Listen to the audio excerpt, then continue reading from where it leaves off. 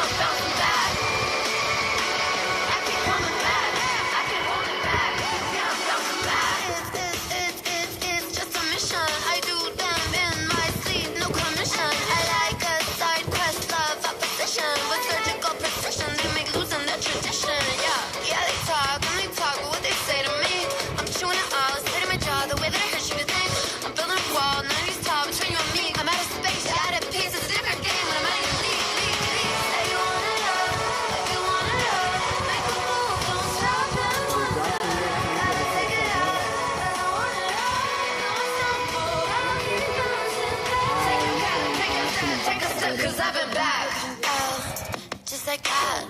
I beat you in, crank up back too fast. Oh, just like that. I see a dub in my future stats. Oh, I know a place you can go. The doghouse outside my master's abode. It's lovely, it's cushy, and sometimes it's cold. And watch me get this gold.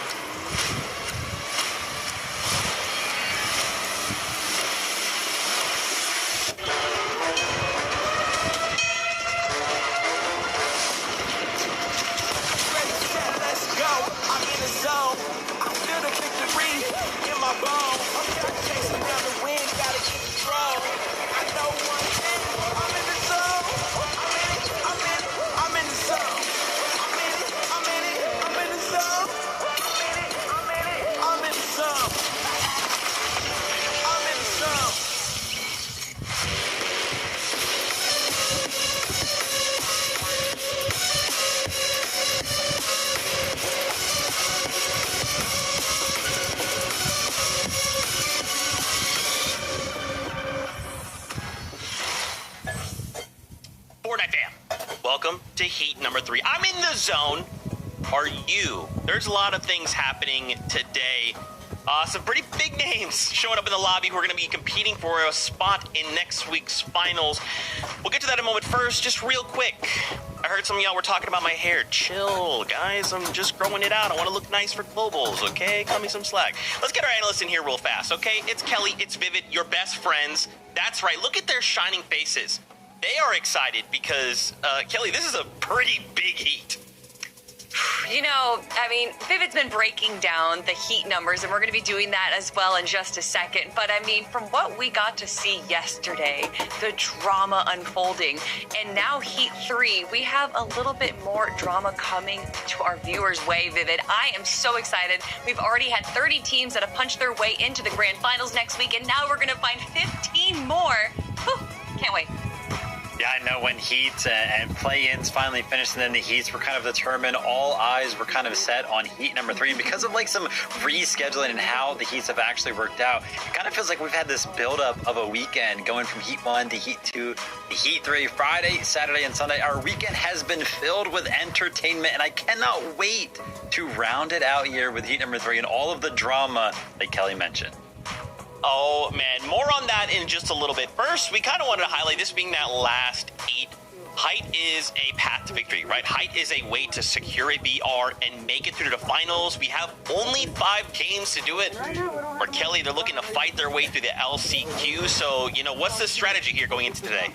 So I think because it's Heats, you actually can't really go into it with a solid strategy. You kind of have to play on the fly. But Bucky and Zen played this clinically, as we love to say here. They saw that high ground was kind of a little bit distracted, especially with the zone moving away from them. So they used the launch up into the air, get the elimination, and then they're able to hold that high ground until the very end. And you can see Bucky was prepared for that win condition of the heal off. Being able to hold high ground from zone 9 definitely helped. But sometimes not everything's going your way. Much like Mako and Blanks here. They literally were taking storm damage by zone 9. They were low on mats. But you know what they did, Vivid, which sometimes people don't do on during heats, is to look up.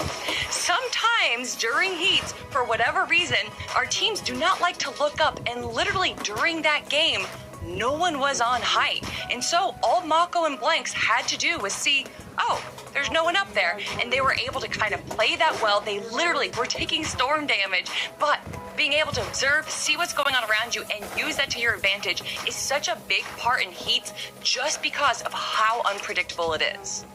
Exactly. It's one of those things on NA right now. It kind of looks like we're searching for a little bit of height identity, and we keep talking about all the drama that's going on today. I feel like there's a couple of teams in Heat number 3 who will definitely be going up there on the high ground and having it secured from game to game. We'll have to see how it kind of pans out, but we're in a win-based format right now, Kelly, right? And high ground is just that position that everybody loves to win games from. So sometimes these teams are like, oh, surely there's somebody up on the high ground. Surely they're healthy up there, because why wouldn't somebody be up there? That's where you want to be to win the game. So, you know, sometimes you get faked out, and yeah, you just got to walk on up.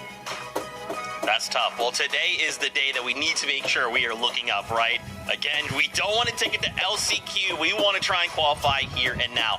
Now, before we talk about some of the players we'll be seeing in the lobby, why don't we go meet up with your casters, MDF and Jacob, and get their thoughts on Heat 3. Yeah, look, we're flying through the weekend. It honestly, literally blasting. Heat 1's over, Heat 2's over. They were both super exciting. Heat 2, especially yesterday. Yeah. Jacob was so much fun. But today, you know, we know who we're going to be talking about, right? The big dogs, obviously the Clixes, the Peter Bots. Now we got Bugha here.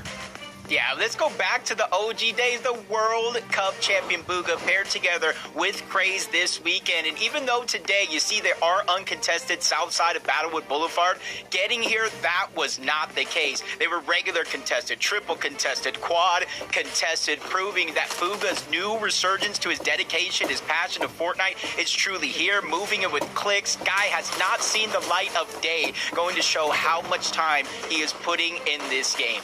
You know, Bugha's really interesting. He manages to stay so consistent year in, year out, and then he picks up new teammates all the time. You know, the last throw we'd say was when he was paired up with Boya, but, you know, the pressure was on him. Boya was young back then. Craze is almost in that same situation where now he's the underdog. He's the new guy kind of stepping up to fill in pretty big shoes, we might say, right? Playing in the shadow. That is, of course, Bugha, one of the highest, most earned, most accoladed players in the Fortnite space. Jacob, how do you think he's going to hold up? I think he's going to hold up well. Craze has played so phenomenally at the beginning of the year. We just got to see if the Lion does return. Right, Zeke?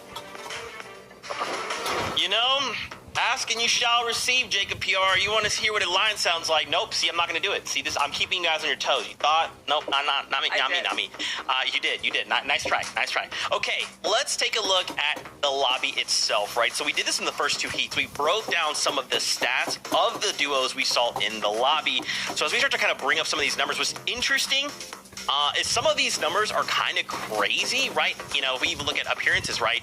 Heat 1, 239, Heat 2 yesterday, 308. Now we look at 278. So break some of these numbers down for us. I mean, we talked already throughout the last few days just how these heats have kind of balanced out. Yesterday was definitely the veteran, like we like to call it, of our heats, where they did have more FNCS finals appearances. But Vivid, to me, there's a few other numbers that are sticking out. Although we have less finals appearances, there definitely seems to be something standing out. Yeah, I mean, the fact that we have 13 total FNCS wins shared amongst only 3 players. That, of course, is going to be Peterbout and Pollo, and then who Jacob and MDF just talked about, Bugha. And I got to say, I got to share that excitement there for Bugha. Man, I really hope we see him start to pop off here in this FNCS starting today and then leading into grand finals. It would be awesome to see, but we know how stacked the lobby is, man. I'm excited to get into the action. Never count out Bugha. Never. Don't do it. Don't do it. Let's take a look at this live list, okay? Let's just take a look at the first page.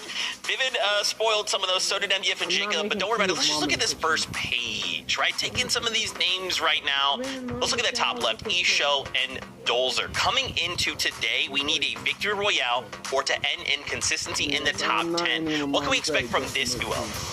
I think between Dolzer and Isho, they're going to be landing Dark Dominion, which is not where they've been typically landing, but I do think they're going to have definitely a fine time over here. They've been playing together since the start of the chapter, but if you actually look at their Div Cup performances, they've gotten a 3rd and a 5th. Out of those performances, though, they have not been able to claim a victory royale just yet, but I do not think that that spells anything negative for this duo. They definitely play more consistently. They play kind of more to the low and mid ground, although we are seeing right here that if the position kind of opens up itself, that they will go for high ground. So although we might not see a win out of them, Vivid, I can definitely expect a top 10 performance. I actually think it's going to be the exact opposite, Kelly. I think this team is going to get a win. Look at the stats from the play-ins. They got 6 wins throughout those play-ins. I mean, I know it's a little bit different, right, how those lobbies kind of stack up against one another, but this was the team that actually picked up the most wins throughout the play-ins, right? So coming into the heats, I feel like this should be a team that is going to be able to pick up one of those wins. But, I mean, the experience maybe not so much there for them, right? Only a total of 7 FNCS finals appearances amongst the 2 combined. So maybe the pressure will get to them. They won't win a game, but coming out of the play-ins, they look good. All right, okay, this is maybe a little bit of a different situation, though, right? For both of you, this is a heat, right? So play-ins is like a level 1, and then we go to heats. That's another tier up, right? So they're going up against some other big names, like as we bring up that lobby list, Iamzo and Josh. I mean, come on. So freaking legend paired up with Josh. Do we expect something, you know, if Vivid expects, if VR from the last team, Kelly expects consistency, where do we line up on this duo? Oh, they're going for the win, 100%. They got Frigid Fortress. They have it uncontested, and honestly, they have looked so good throughout the chapter. Besides a little bit of issues that they've had with their drop spot, which has been resolved a while ago, Iamzo and Josh are just so dominant on the low ground. They are so aggressive. And then, of course, when it does come down to those win conditions, Iamzo is such a smart player. He has no problem being able to control high ground. And look at the plays that he is able to pull out, Vivid. He can punish some of the opponents that he sees on the map. Yeah, I mean, just one of the smartest players we have on the region there. And I feel like we're starting to see a little bit of a trend being set here in the FNCS. Iamzo, kind of like that vetted player, picking up Josh, who, yeah, a little bit newer to the scene, right? That young gun who's going to be pretty mechanical. We already talked about a duo earlier on, Bugha and Craze. It's kind of following that same formula, and I'm excited to see if it actually pays off right here. You know, they were talking about a new era of Fortnite over in EU. I'm wondering, are we seeing the same thing over in NA? I don't know. What I can count on is one thing as we bring up this lobby list. It's cheese. It's the big cheese of Vive, paired up with yet another king. No, it's not the Brazil king, but it is still a Slayer in the same ways. I mean, Kelly, talk to me about this duo. Just how it was so confusing for a lot of us to say that this wasn't a Brazilian king just because of how good King Aling has been looking, especially partnered up with Aviv. I mean, Vivid, you were just talking about it. These kind of veteran players such as Aviv joining up with a newer player like King Aling, who has only had, 2 or 3 appearances in an FNCS finals. So once again, just so smart, kind of understanding what you need to be able to fill out your roster a little bit for Aviv, and with a King Aling, a fragger like that, Aviv just picked such a great duo, and I think that they're going to have such a good time in the grand finals. All right, Zeke, a bunch of these duos, they look good statistically, they look good on paper, they look good in some of the games, but lead us into the drama. Where's the drama at on NA right now? Okay, let's take a look at this lobby list. You guys looked at that first list. You're like, man, this looks pretty stacked, Zeke, that's crazy. Let's turn on over to page number 2. Peterbot versus Clix. Happening here early. I can't believe somehow we found ourselves in a situation, Kelly, where two of the, we had a rivalry season going on, and I thought, oh man, that's crazy. Foundation versus Ice King. Just kidding. Maybe it should be Clix versus Peterbot. I mean, these guys' story goes back so far, and now we're kind of getting a little sneak peek of finals here in Heat 3.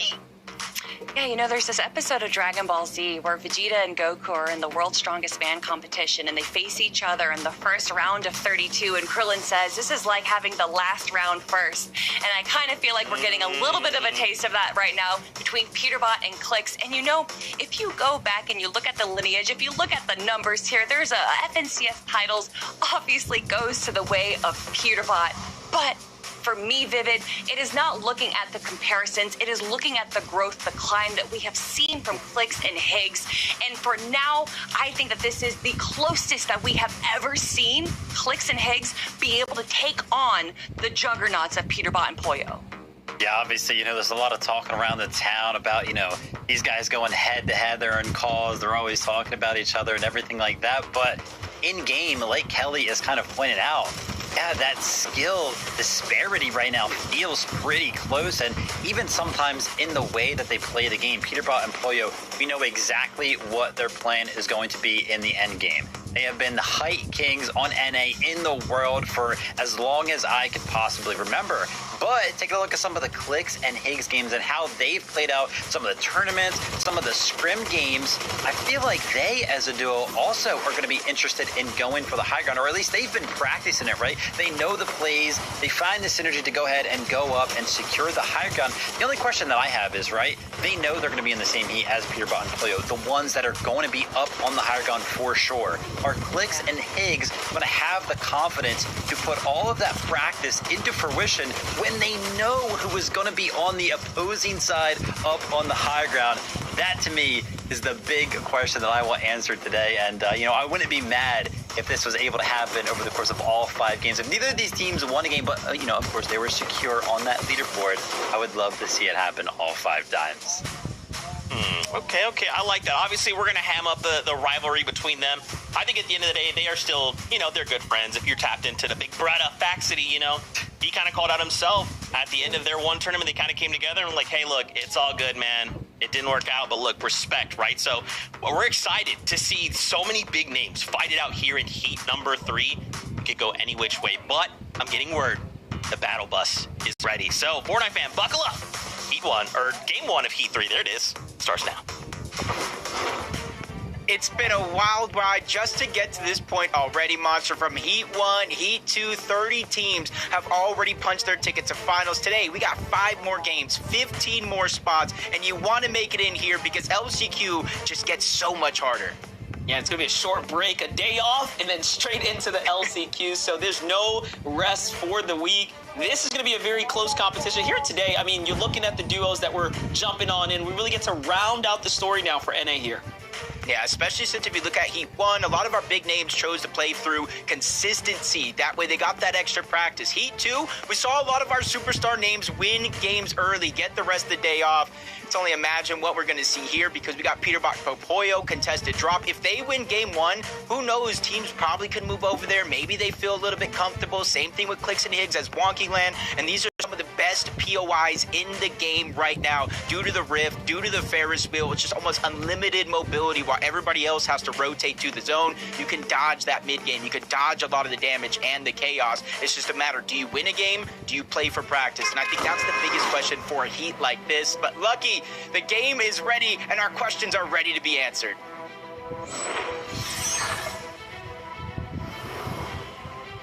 Heat number 3, game 1 is here, and now we get to see how things are going to play out. And you know, you laid out all these different scenarios. Heat 1 had its own story. Heat 2 had its own flavor. Heat 3, you know, when you have someone like Peterbot, we've seen him do things time and time again completely different to the normal expectation, and that is normally throwing a boulder in the road, right? Literally causing a blockade for other teams. I'm more curious to see if they end up dominating as much as they can early on and then playing spoiler for other people that can be immediate competition, forcing them into the LCQ. I don't want to name names, right? I don't want to put that on anybody. However, we have seen Peterbot go to that length, and he's willing to go to that extent.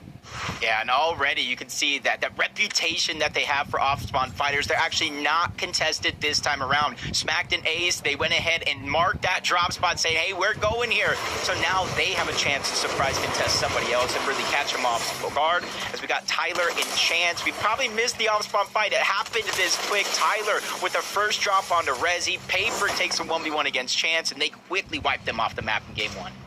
Yeah, they made that look nice and easy, take no damage as well, so they really get to maximize their damage side of things. Zesto and Slamdo right here with Cairo playing up, trying to D this team out from the side. I like the angles that they're playing, however, they're not quite finding success here. Low on ammunition now, low on builds as well, taking a little too much time to initiate, and both sides have kind of gone the distance, already sinking deep into their heavy material counts.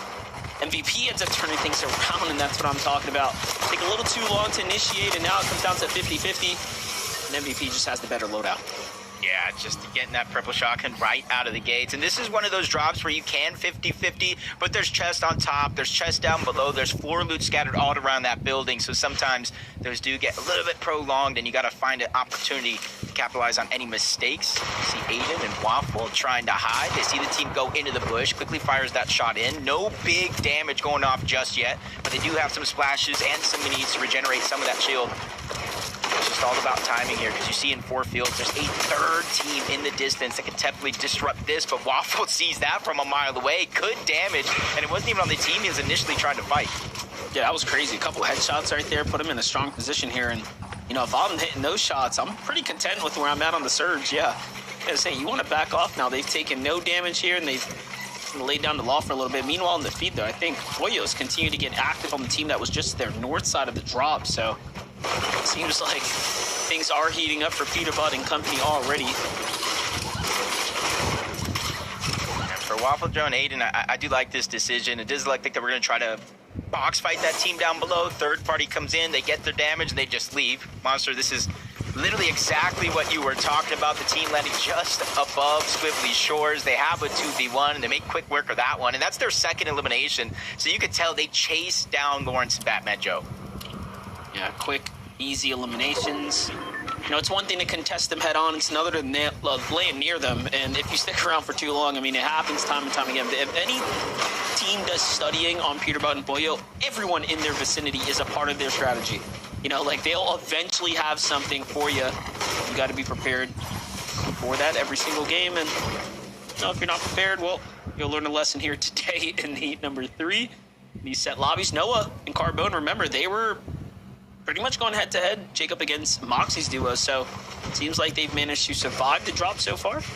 Yep, over towards Painted Palms. We saw it early in the heats when we had Rise and Curly contested game 1, maybe even game 2, they split it, but as the day went on, they realized where they're at in the leaderboard. They said, hey, we can't keep going throughout the course of the game with the loadout, with what we have to fight for it a little bit more. Maybe that'll be the case.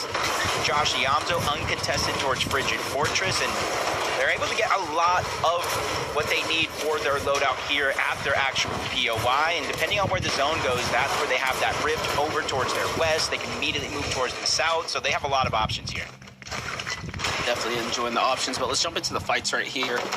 Waffle Joe, Aiden, taking that time to fish on the outskirts now have attracted the attention of the teams holding the outskirts. What's interesting about this, the zone is playing to this side, so these are teams that have a lot of time to hold you out right now. Curious to see how this is going to end up developing here. Cynix moving in. Another team lurking just on the outskirts, and there it is. They end up just meeting here for a bit on the edge of the storm. Moved by Power there to just move in the open. Stagged a couple times. Yep. Power Penta, they kind of land over here. Sandy strip, contested drop. They don't want to fight, so they immediately go north. But Peter Pot and Pollo continuously on the hunt. And you said it early, it's just all the teams around their drop. They just went ahead and play into their reputation and just pushing and keying anybody close by, whether it's at their POI or not.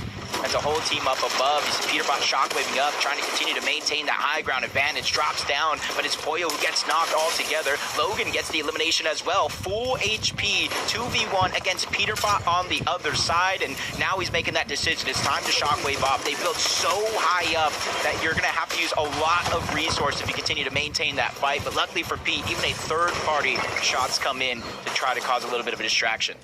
Yeah, I was gonna say we showed up a little late. Let's watch that back one more time for Logan. See the little cleanup there, and if they just had a bit more controlled fire, they might have been able to take Peter Pot out after the shockwave. So we'll see how things end up playing out right there. Meanwhile, Zune and Noisy here, back on over to the Sandy Strip. There's been continuous action here. I'd say most notably in game number, or Heat 1 really is where we saw the most of it. Pentas watching this fight kind of go down. I'm not sure how I like Noisy all in the mix right here with Zune and his teammate not quite there to back him up. So this is very, very risky, almost giving away this clean fight. Yeah, Power just got approached from both sides. Noisy cleans that one up. And this is where I kind of have to be scratching my head because Noisy, Zune, they were contested by this team at Sandy Strip. We saw Power and Penta go north, get a couple of surge tags, then come back to Sandy. So it's an interesting decision to fight afterwards instead of on the off-spawn fight, but sometimes that's just the name of the game. With the zone pulling in this direction, though, Penta's going to have no choice but to continue to move up towards the north, out of zone, and hopefully get the revive. But Peter Pot gets the reboot onto Pollo, goes down to Logan, and now it just looks like Logan has already eliminated Pollo before. He's eliminated Peter Pot. This might be the counter because now Pollo's dropped down to 6 HP and they are fully eliminated out of game 1. That's crazy. That's a huge upset right now. You know, I was talking about the momentum being on the side of possibly the Peter Pots and the Pollos to go ahead and pop off and then play spoiler for others. However, it's Logan and Mike who are leaning right into that story right now, and look who's happy about it. It's Clix and Higgs sitting just nearby. Get to watch it one more time. Logan has just got Pollo's number. 195 onto Peter Pot. Oh my gosh. I just hear that the old school cannot 200 just right there. Logan Bot taking a page out of Peter's playbook right here, and then just the way he's approaching this, full confidence over Pollo, just destroying the builds with the Thunder, landing the shot with the Iron Pump. That is just absolute madness, but it just goes to show, like, maybe everyone is right from EU to NA and all the regions in between. This might be the season for the up-and-comers. Yeah, I don't know what else to say about that. I mean, Logan just played that exceptionally well. He looked perfect almost in the fight, very textbook, and, you know, most importantly, he hits the shots that matter the most. But hey, after that, pressure's on now to continue to perform. You showed us what you got. Hopefully it's not the best, right? If they want to make it to finals, they'll have to keep that level of pressure and consistency up. And what I notice here is we see Clix and Higgs just outside of Squibbly Shores. This is, you know, uncharacteristic of what we normally see in their game plan. They're one of the teams, because they have uncontested towards Wonky Land, they have that wheel, and then you combine it with the Shockwave and the Fizz, it sends you flying across the map, and depending how you line it up, you can hit the rifts for extra 0 point and keep it going, you know what I'm saying? So seeing them rotate this early to not take that damage, it just makes me wonder what other tricks does Clix and Higgs have up their sleeve here? Yeah, you know, when you start seeing teams like Peter Pot and Pollo fall early, right, it starts to open up the conversation for Clix and Higgs. It seems like they were already contemplating maybe being a bit of a, you know, kind of throwing a wrench in their strategy, right? Like, maybe that's a part of it, crash course them, see if they can send them down to the LCQ, or just make it difficult, put the pressure on them. So if they can keep that up, I mean, 1 out of 5 games is already through. You can only make a mistake in about 2, I dare say, if you want to be on the consistency leaderboard. And then you got to win the other round. So who knows? Yeah, it's definitely going to be tough, but you can see Sandy Strip, not only the 2 teams that originally landed there, but Kippy and his duo trying to see what scraps are going to be left by. It's a big POI. So many times, you forget ammo crates, maybe a couple chests here and there, and depending on what their loadout is, you do see the gauntlets in his inventory. Maybe they're just looking for some shockwaves that were left behind.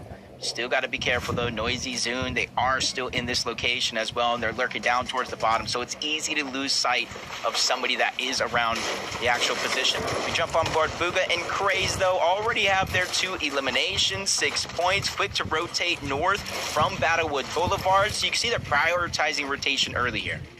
Yeah, I like this. I mean, this is what we want to see from Bugha and Craze, right? Like, we want to see what are they capable of, what's the potential of this duo right now, and so far it's looking very good. Absolutely solid here. Come to mid-game, 2 eliminations, and just set up early into the new zone here. So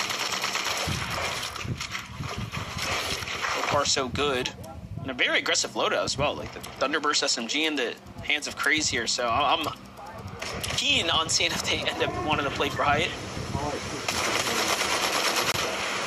Anytime I'm doing my watch parties on my stream, Monster, NPen probably has to be somebody that gets some of the most love in the chat. And honestly, rightfully so. He's a funny guy. He's been around a long time.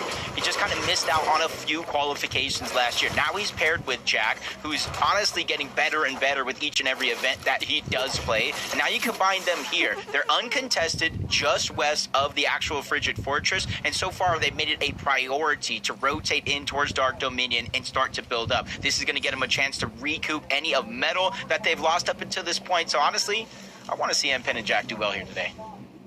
Yeah, definitely NPen, Jack. I'd say community favorites for sure. We've always seen them have such great attitudes, if you will, as far as their time in the FN comp space.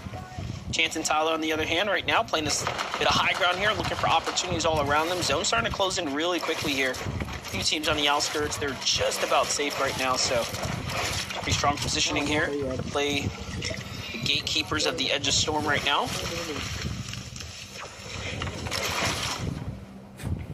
They know how to get damage, especially positioned up here. I think they each had about 20,000 damage in the play-ins, over 1.72 damage ratio each, by the way, over. So it just goes to show that they both can fire off when needed most. Just jump on board Oliver, OG, and Carillion, just trying to rotate in. They originally started towards the north side of the map. You see they rotated towards the south rather quickly. They thought the zone would pull in this direction, but now that it kind of bounced back, centering up just outside of Sandy Strip, they quickly make their rotation back. And that's going to be the important thing with the zone tossing and turning, forcing players to pick and choose their rotations. They are going to position themselves well, while everybody else from the south is going to get stacked on that edge of the zone. Yeah, they have a very, I'd say, nice setup going on right now. A couple of very miss as well. Just to play Storm, Chug Jugs, big heals, splashes. They're situated very well. Make some big plays here. Come to end game for Higgs and Clicks on the other side. We've seen this play time and time again, right? Holding down a tunnel, sealing off both edges. Not necessarily a bad idea. Yeah, you already have those teams that are positioned on top of the tunnel where they're at now, but there's going to be other teams that are going to try to dodge that bike, shockwave over, and try to get the zone. That could be a good chance for them to get damage there, but they're just not waiting for that to come through. They're 11 below the actual threshold, so they try to put some pressure onto Snappy momentarily. Basically full built in those hard materials, so not able to bleed any of those shots through, so they're constantly on the hunt. And right now, it's only 22 below, so there is no reason for them to get desperate. Tag right there. It's at least keeping them in the game. You can see it's just teetered back and forth right now as other teams are starting to engage, so it seems like whoever their immediate surge competition was is already fallen behind there. You know, sometimes you need a little bit of luck, right? Not to force you out of position, not to make you do anything too drastic. Their options are not too good. You have a duo next door, and then if you take that fight, you have a team right above you, right? So they'll get third party pretty quickly. So we know Lawrence and Joe, quick rotates from the backside of the zone. They're wasting no time to get moving here. That's exactly how you want to play this here. Meanwhile, Bugha and Craze just off to the side on that same rotate as well. I see Josh, Yamzo there too, trying to get in. Yeah, depending on how far back on this rotation you are, it is going to be tough. You saw Josh Yamdo already positioned above that waterfall, but everybody just south of that position are going to have to use multiple shockwaves just to get on over and continue their rotation in. Good chunk of the lobby already there. Seeing the south side of the zone become more and more stacked. You even see where the drop is at. If you look at the right side of the actual minimap, that is a little bit of a river water, so there's going to be less and less to actually play on. So you're going to have to expend a lot of materials here and in the coming zones, and continues to pull toward the north side overall. Oliver and Carillion, 345 above the damage threshold. You can see they're peeking through the cone, gathering all that information, and only editing out to fire a shot when they realize somebody is out of position. Like what I'm seeing right now is Oliver OG is kind of hanging out right here, but game 1, Heat 3, a lot going on here. We're going to toss it to Zeke real quick for an update. Appreciate you guys. I'm sure you guys have observed some of the duos did not make it into that game. So what we're going to do is we're going to go ahead and pause this down. We're going to go ahead and cancel game 1. We're going to restart, make sure everyone's in that lobby, and then kick off the competition. So first, a short break. When we return, more action from the FNCS. Stay tuned.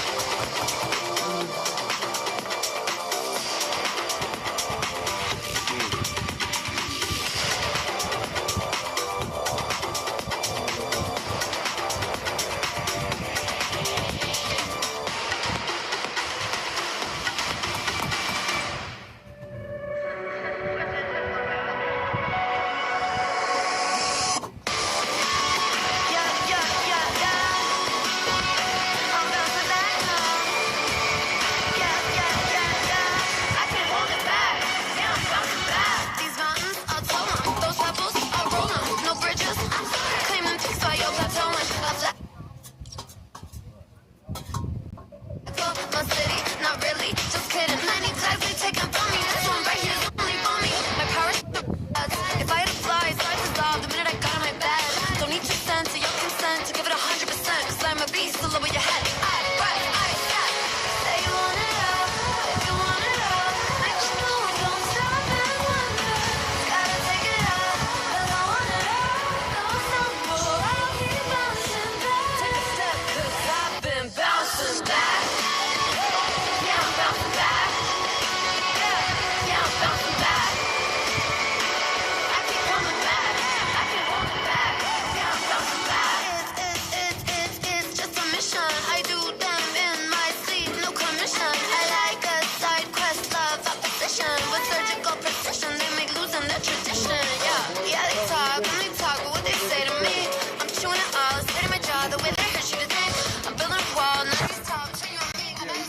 got a piece of different game, but I'm ready to leave. If you want it all, if you want it all, make a move, don't stop and wonder. And it's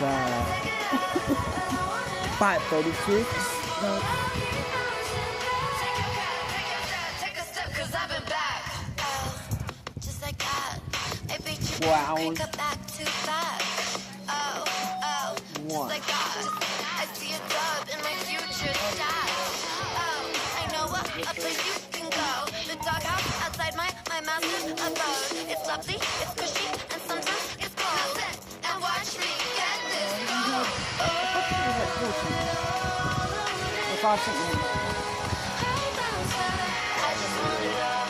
I just want it all. You over here on the food.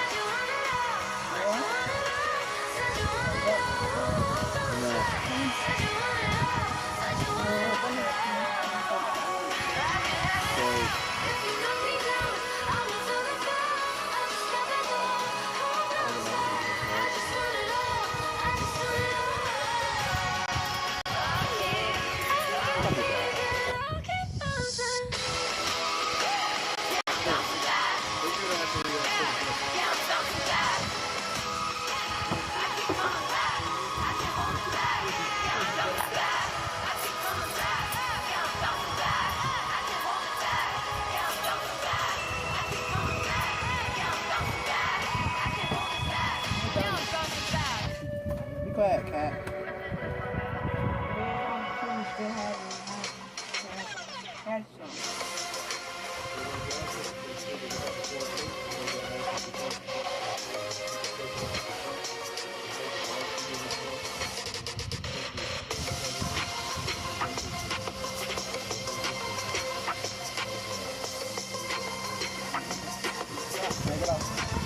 You got in the circle.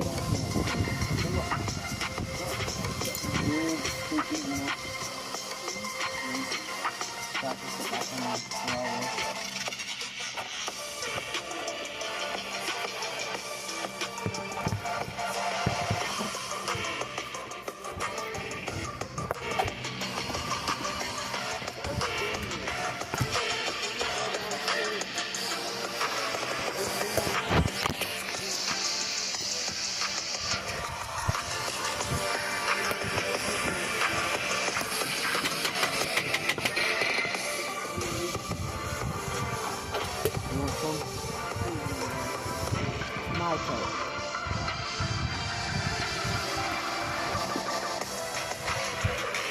Every time you get some, you always drink it all.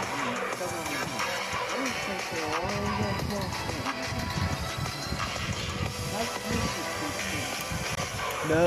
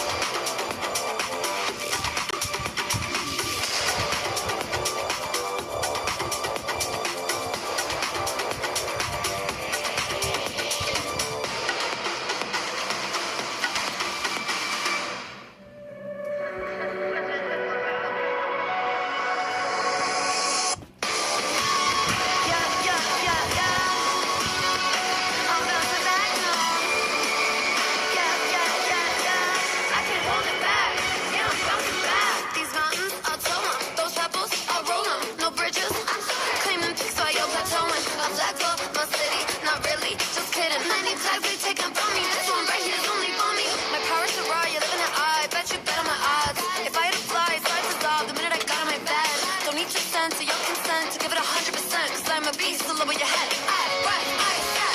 Say you want it all, if you want it all, make a move, don't stop and wonder. Gotta take it all, cause I want it all.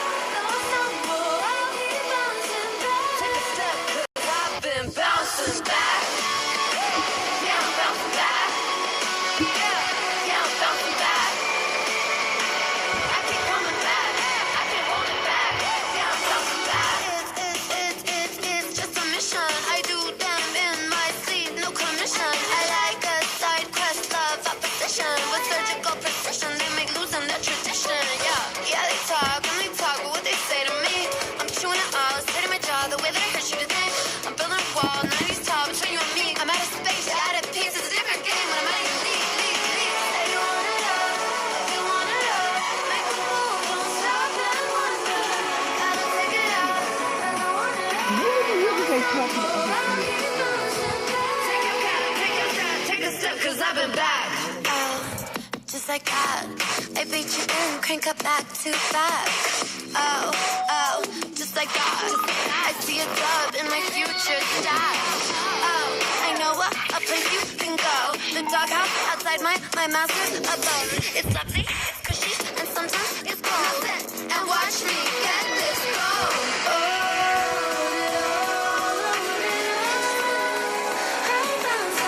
I just want it all. I just want it all. Bounce. Said you want it all. Said you want it all. Said you want it all. Said you want it all. Said you want it all. I can have it all. If you knock me down, I was on the ground. I just got that gold. Bounce back. I just want it all. I just want it all. I'll keep bouncing. Yeah, I'm bouncing back. Yeah, I'm bouncing back. I keep coming back. I can't hold it back. Yeah, I'm bouncing back. I keep coming back. Yeah, I'm bouncing back. I can't hold it back. Yeah, I'm bouncing back. I keep coming back. Yeah, I'm bouncing back. I can't hold it back. Yeah, I'm bouncing back.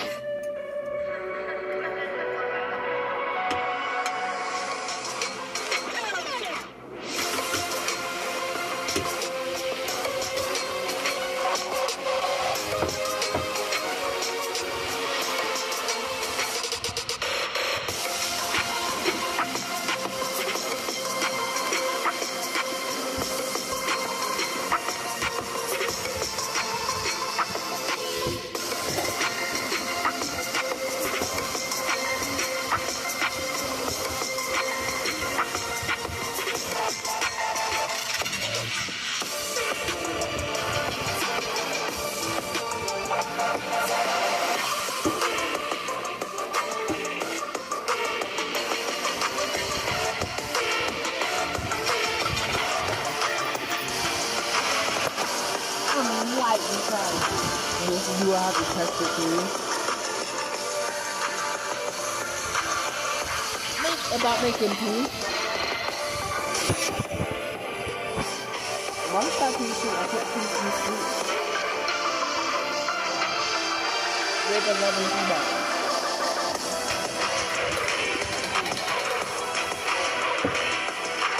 We got ready to go somewhere. He just wants to know.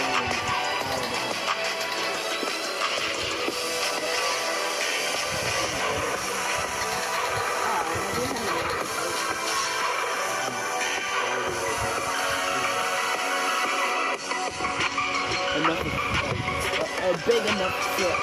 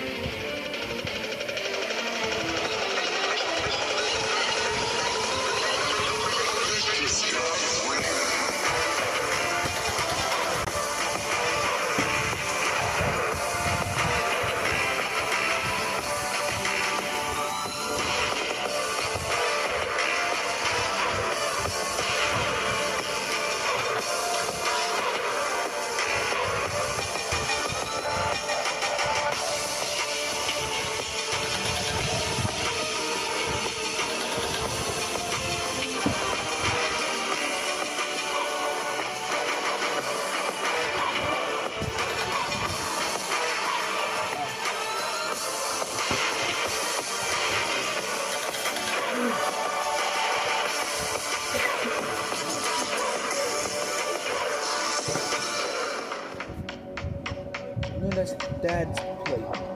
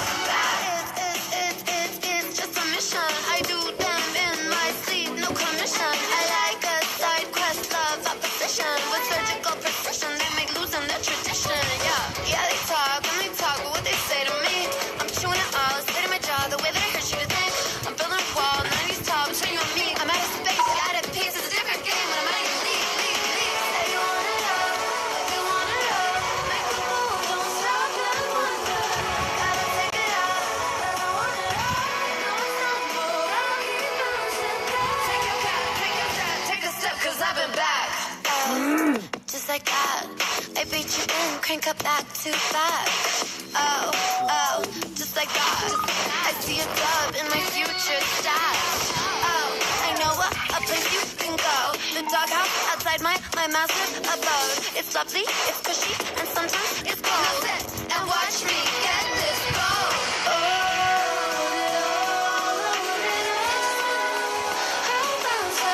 I just want it all. I just want it all. Said you want it all. Said you want it all. Said you want it all. Said you want it all. Said you want it all. I can have it all. If you knock me down, I was on the floor. I just wanna go. Hold on,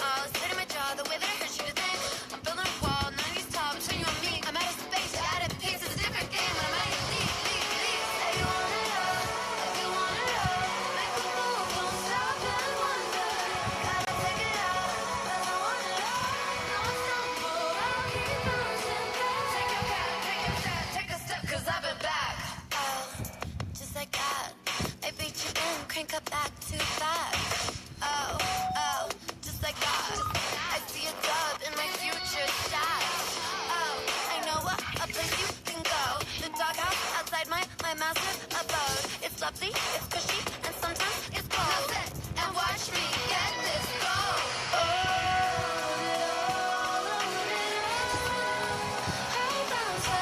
I just want it all. I just want it all. Bounce, bounce, bounce back. Said you want it all. But you want it all. Said you want it all. Bounce back. Said you want it all. But you want it all. I can have it all. If you knock me down, I will feel the fall.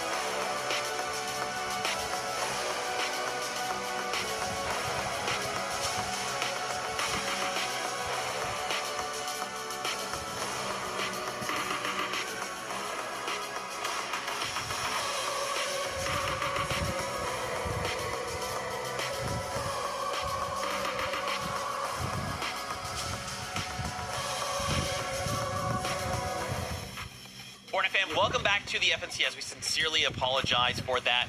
Ton of things happening, but it looks like they're all resolved. So those first 2 games are void. So it's basically like, hey, we're starting the show for real, like this. You didn't miss anything. If you thought you did, if you thought you did, welcome to the show. It's starting right now. Hope you had a great day. We're here to watch some Fortnite. As we kind of get ready to kick things off, we're just making sure everyone's on the battle bus. So why don't we get a few of the players, or people rather, up to speed on who the players will be seeing in the lobby today. Let's bring up this lobby. Let's just call out a couple duos we'll be seeing here for you. Kelly, why don't you start us off? Who are you looking to see today? Thanks for throwing me under the battle bus. My goodness, we got Dolzer and Isho. You know, that was one of the teams that we were talking about at the start of the show, landing in Dark Dominion, of course. And honestly, as far as notability goes in North American Central, they're lesser known as a duo. But when you look at their performances in the recent chapter, I think, Vivid, this might be one of the duos that we're going to be talking about for quite a while. We're going to talk about somebody that we have talked about for quite some time and kind of made his name at a LAN event, right? Bugha teamed up with Craze right now, which kind of is going to segue me into the next conversation that I do want to kind of bring up. And it's kind of like the importance of Major number 1 and this heat, right? Because this heat gets you into the grand finals, right? We know how all of this works. You win one of the 5 games today, you go to grand finals. You get top 10 on the consistency leaderboard, you go to those grand finals. These grand finals feel just a little bit special because this is like this early major 1, but it still leads into a LAN event. So for everybody kind of competing here today, I mean, yeah, some people are trying to make it to their first grand finals. A lot of people are thinking about the bigger picture and extra LAN event this year. So we know what it has done in the past. Some of our players like Bugha making those big names for themselves. That's why those type of events are so important. So extra stakes on the line, and I think that just makes it so much more exciting, right? That's why everybody's kind of geared up and ready to jump into the competition. Yeah, there is definitely like a little bit of a different tone to this one, right? It's like, I feel like in previous years we come in and it's like, all right, you know, Major 1, it's like, hey, we are taking it seriously, but we're kind of just feeling it out. Like, we're going to see how we do. We're going to try, but like, you know, we still have a couple more majors. Like, hold on a minute, Zeke. We got a Summit LAN happening now. That changes things quite a bit for us. Another duo we kind of highlighted at the beginning of the show earlier was actually Yamzo and Josh. Excited to see them perform. What do you think, Kelly? Any cool things you can tell the viewers if they're just tuning in? I mean, for me, the storyline between Josh and Iamzo, one, we're talking about how a lot of these veteran players, in this instance, we're talking about Iamzo, joins up with kind of a newer player. In this instance, we're talking about Josh having, 17 FNCS performances or finals compared to just a handful of them.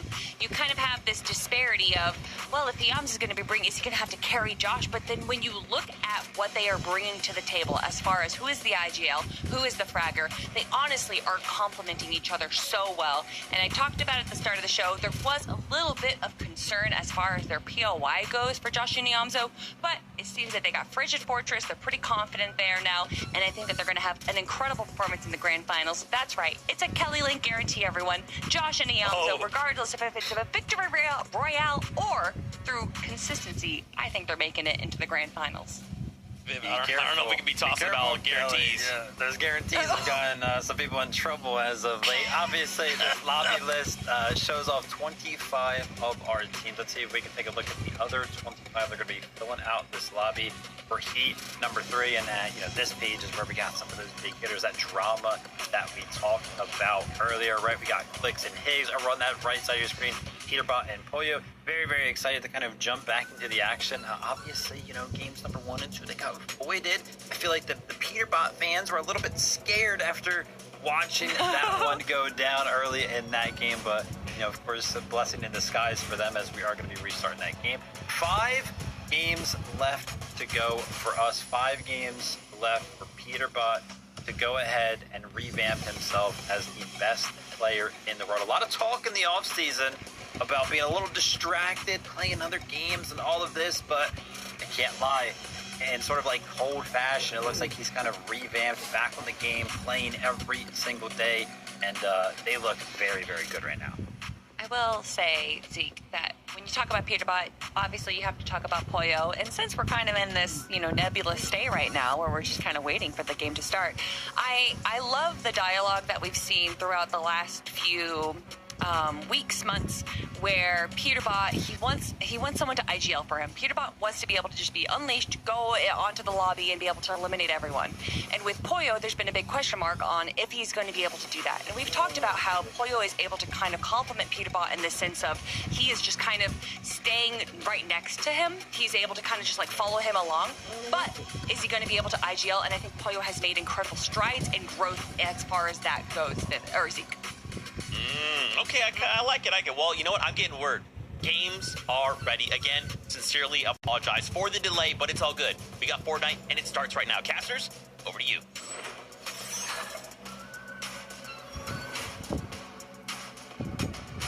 Down in game number 1, Monster, and this is where it really is going to start to get interesting, because even with a couple of mishaps, one of the biggest things that I really look at for players is how does the mental game go? How does it all get held together when things don't necessarily go your way? We saw Peterbot and Pollo go down early, very uncharacteristic like in that game number 1. Now they get a fresh start, another chance at it here, and let's see if they can continue in the stride coming up into this event.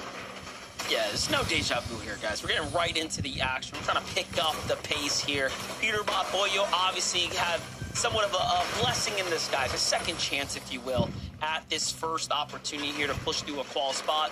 You know what? You got to appreciate the fact that they actually got to feel out the lobby, right? And the competition was serious. So let's give another nod to Loganbot, who's putting in work out there. Let's see if he can continue to do just that here.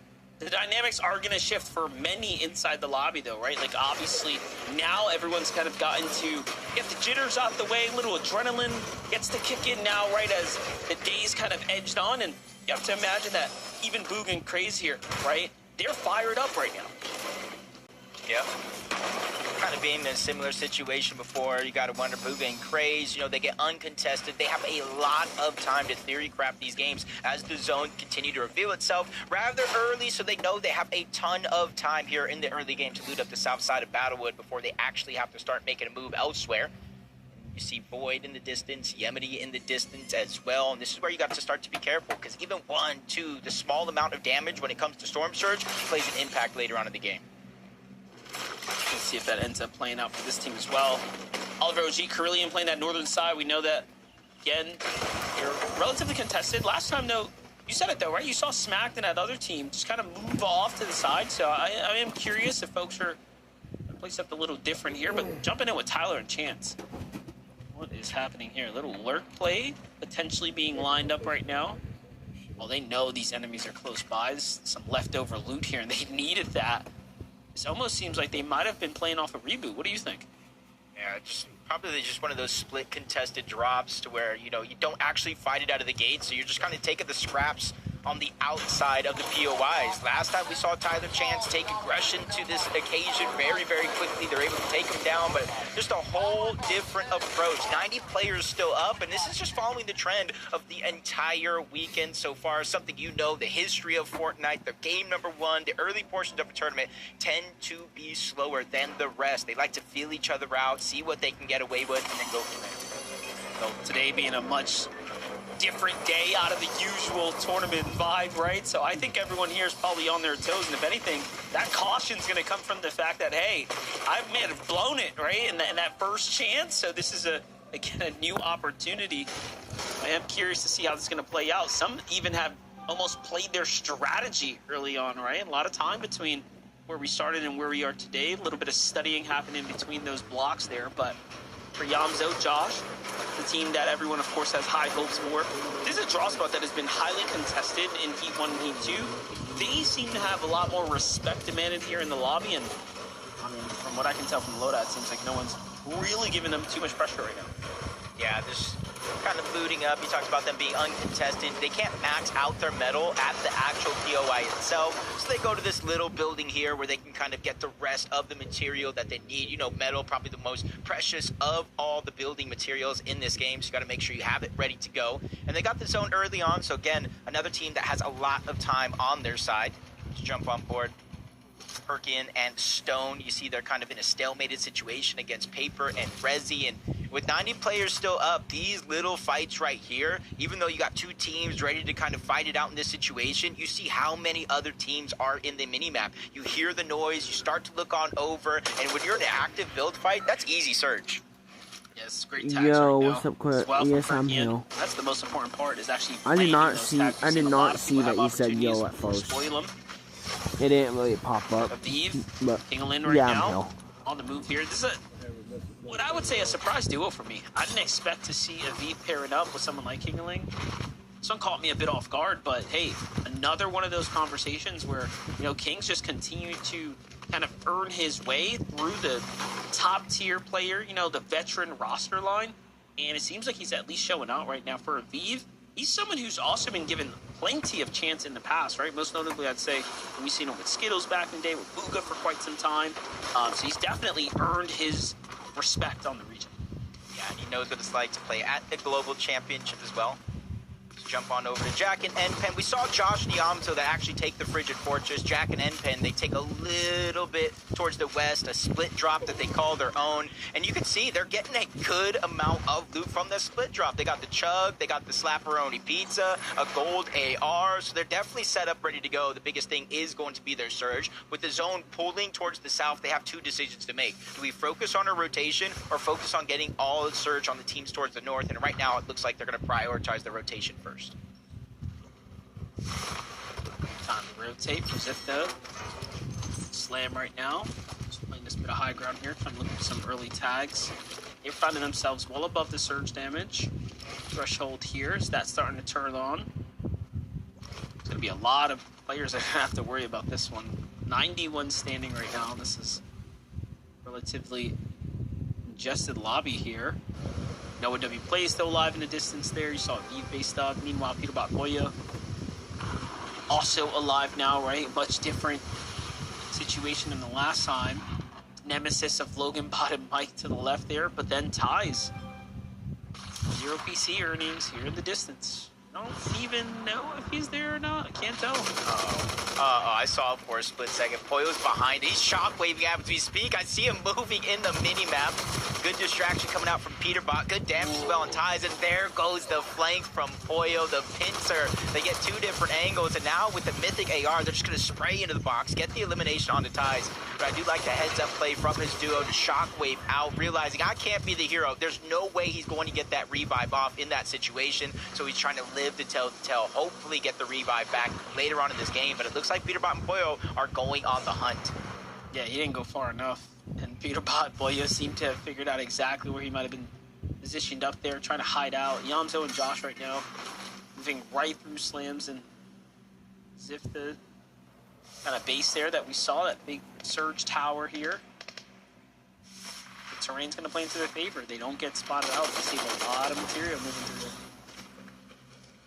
Just as they get towards the edge, you see trying to gain a little bit of elevation here, using the shockwave, not necessarily to cover distance, but so they can quickly rotate up the side of that mountain, box up. You see two other teams already being to the punch, building massive surge towers. But Josh Niamzo, just a simple base, save a lot of those resources for later, probably when they're going to be a little bit more in need. Taki and Seek over here on this side of the map, rotating in from Riptides. We saw, honestly, Threats and Beer yesterday barely miss out on that consistency through Riptides. And it's one of those POIs to where, just like Wonkyland has the mini games, you got to collect little stakes so that way you can beef up and lift up that weight on the other side, and that's how you can unlock the Mythic. But Peterbot Poyo, the revive, has not come through yet. They're still trying to figure out where that solo's at, and he's going to be able to rip for now, but now he leaves himself open to possibly getting taken down. Easy shots for Peterbot and Poyo as they get that second elimination.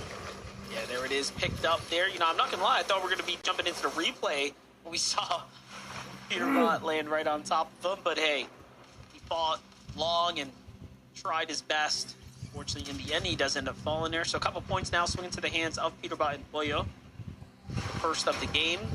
Noah Plays Carbone back in the mix here as well.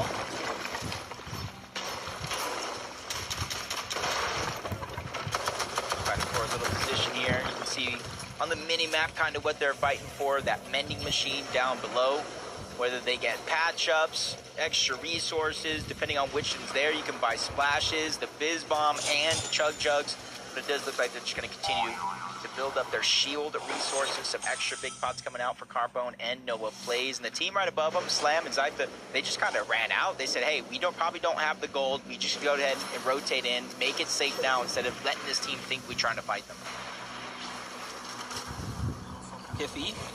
Thea right now, they're deep in the storm here, but you have Proxy on the other side, so a little bit of a standoff happening here. This team realizing that they are not quite in the position to stay much longer here in the zone, but he does have just the Flowberry Mist to use to heal with. Clock's on a timer right now, right? Things are a little desperate for Faye here if he can't find some heals here quickly. There he goes. Looks like he picked something up. Probably a floppers, kind of like what it looked like here in that moment. Maybe a slurp fish if you wanted to use it. Jump aboard Joe and Lawrence. This is a team that's escaping a lot what's going on the western side of the map. They land at a split in between Peterbot, Pollo, Clicks, and Higgs. So they're making that right decision to try to rotate quick. A lot of people who game plan those two teams here in this lobby know they like to overstay their welcome inside of the storm. They have the Ferris wheel, they have the rift, so they're one of the few teams that can actually use that as a strategy. Ozone and Golden, as Bugha and Craze took the south side of Battlewood Boulevard, Golden and Ozone took the north side. This is where Venom and Curve typically do land, so we might have a possible battle here if we see Golden and Ozone qualify out of Battlewood. Wait, you mean to tell me this is not Tiger Woods playing Fortnite? What's going on? I like the positioning though. Big metal commitment here, and they're still managed to cap back out, so pretty keen spot to be in right now. Pretty strong base as well. You see, it's just Logan there on the lower left side. Just kind of lurking about. Meanwhile, Higgs clicks. He left.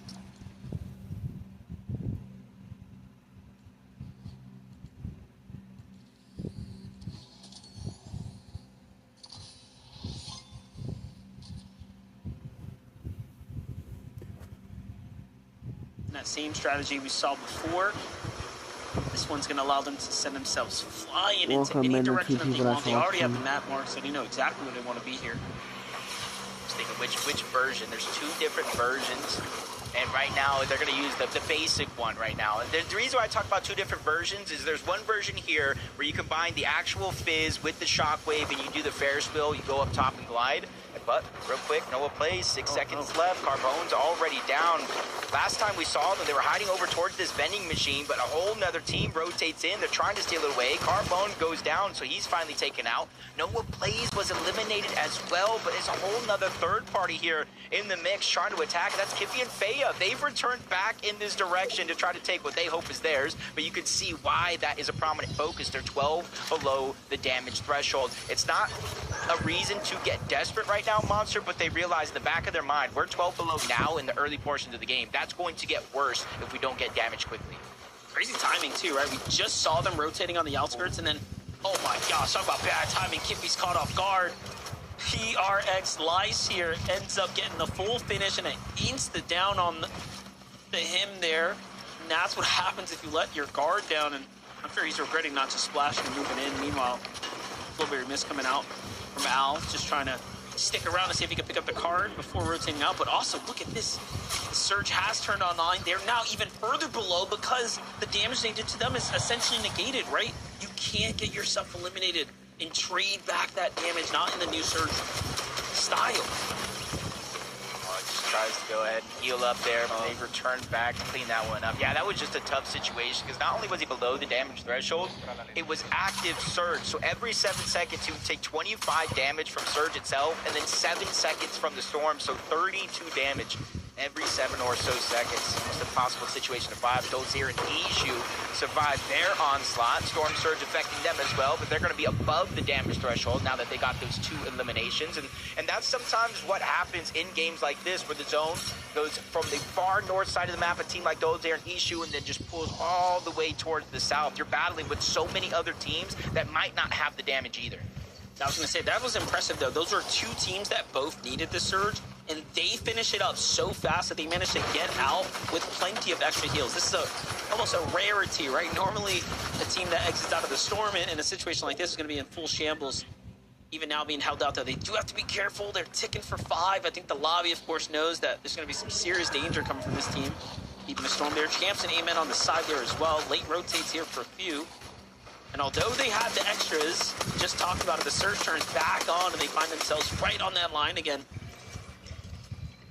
And since it is active, being below it for even a second will go ahead and strike damage on you, so 12 above. Even though it's not a feeling of confidence, at least it's something that you can take your time, breathe here for a second. And they have an easy rotation towards the west or east of where they're at now. So all these teams here will eventually have to shockwave. You see Quick realize they might be below. Oliver, Carillion, they're going to be below, but they're on the bottom of this zone. They get a couple of shots, and since they are above the damage threshold, even by 3, they're going to try to rotate in and then look back along the way. That was crazy. It was literally 6 players there that all needed damage, and Oliver OG and Team Carillion knew they had to rotate because the storm's coming in. It's already on a 5-tick, but look, they didn't do enough damage before they left, and at least he gets knocked there, right? There might be a chance. I'm just saying, a small chance. He's at least knocked and not dropped the storm, but spoke a little too soon. Of course, he's going to get finished there, unfortunately. 200 below now. Heals do get exchanged. Carillion's got to hit the shot of his life here if he wants to stay in the game right now, earn a little bit more. No points earned so far. That's how contentious this round has been here. Carillion's just got a couple more opportunities to do something. Yeah, he's getting aggressive.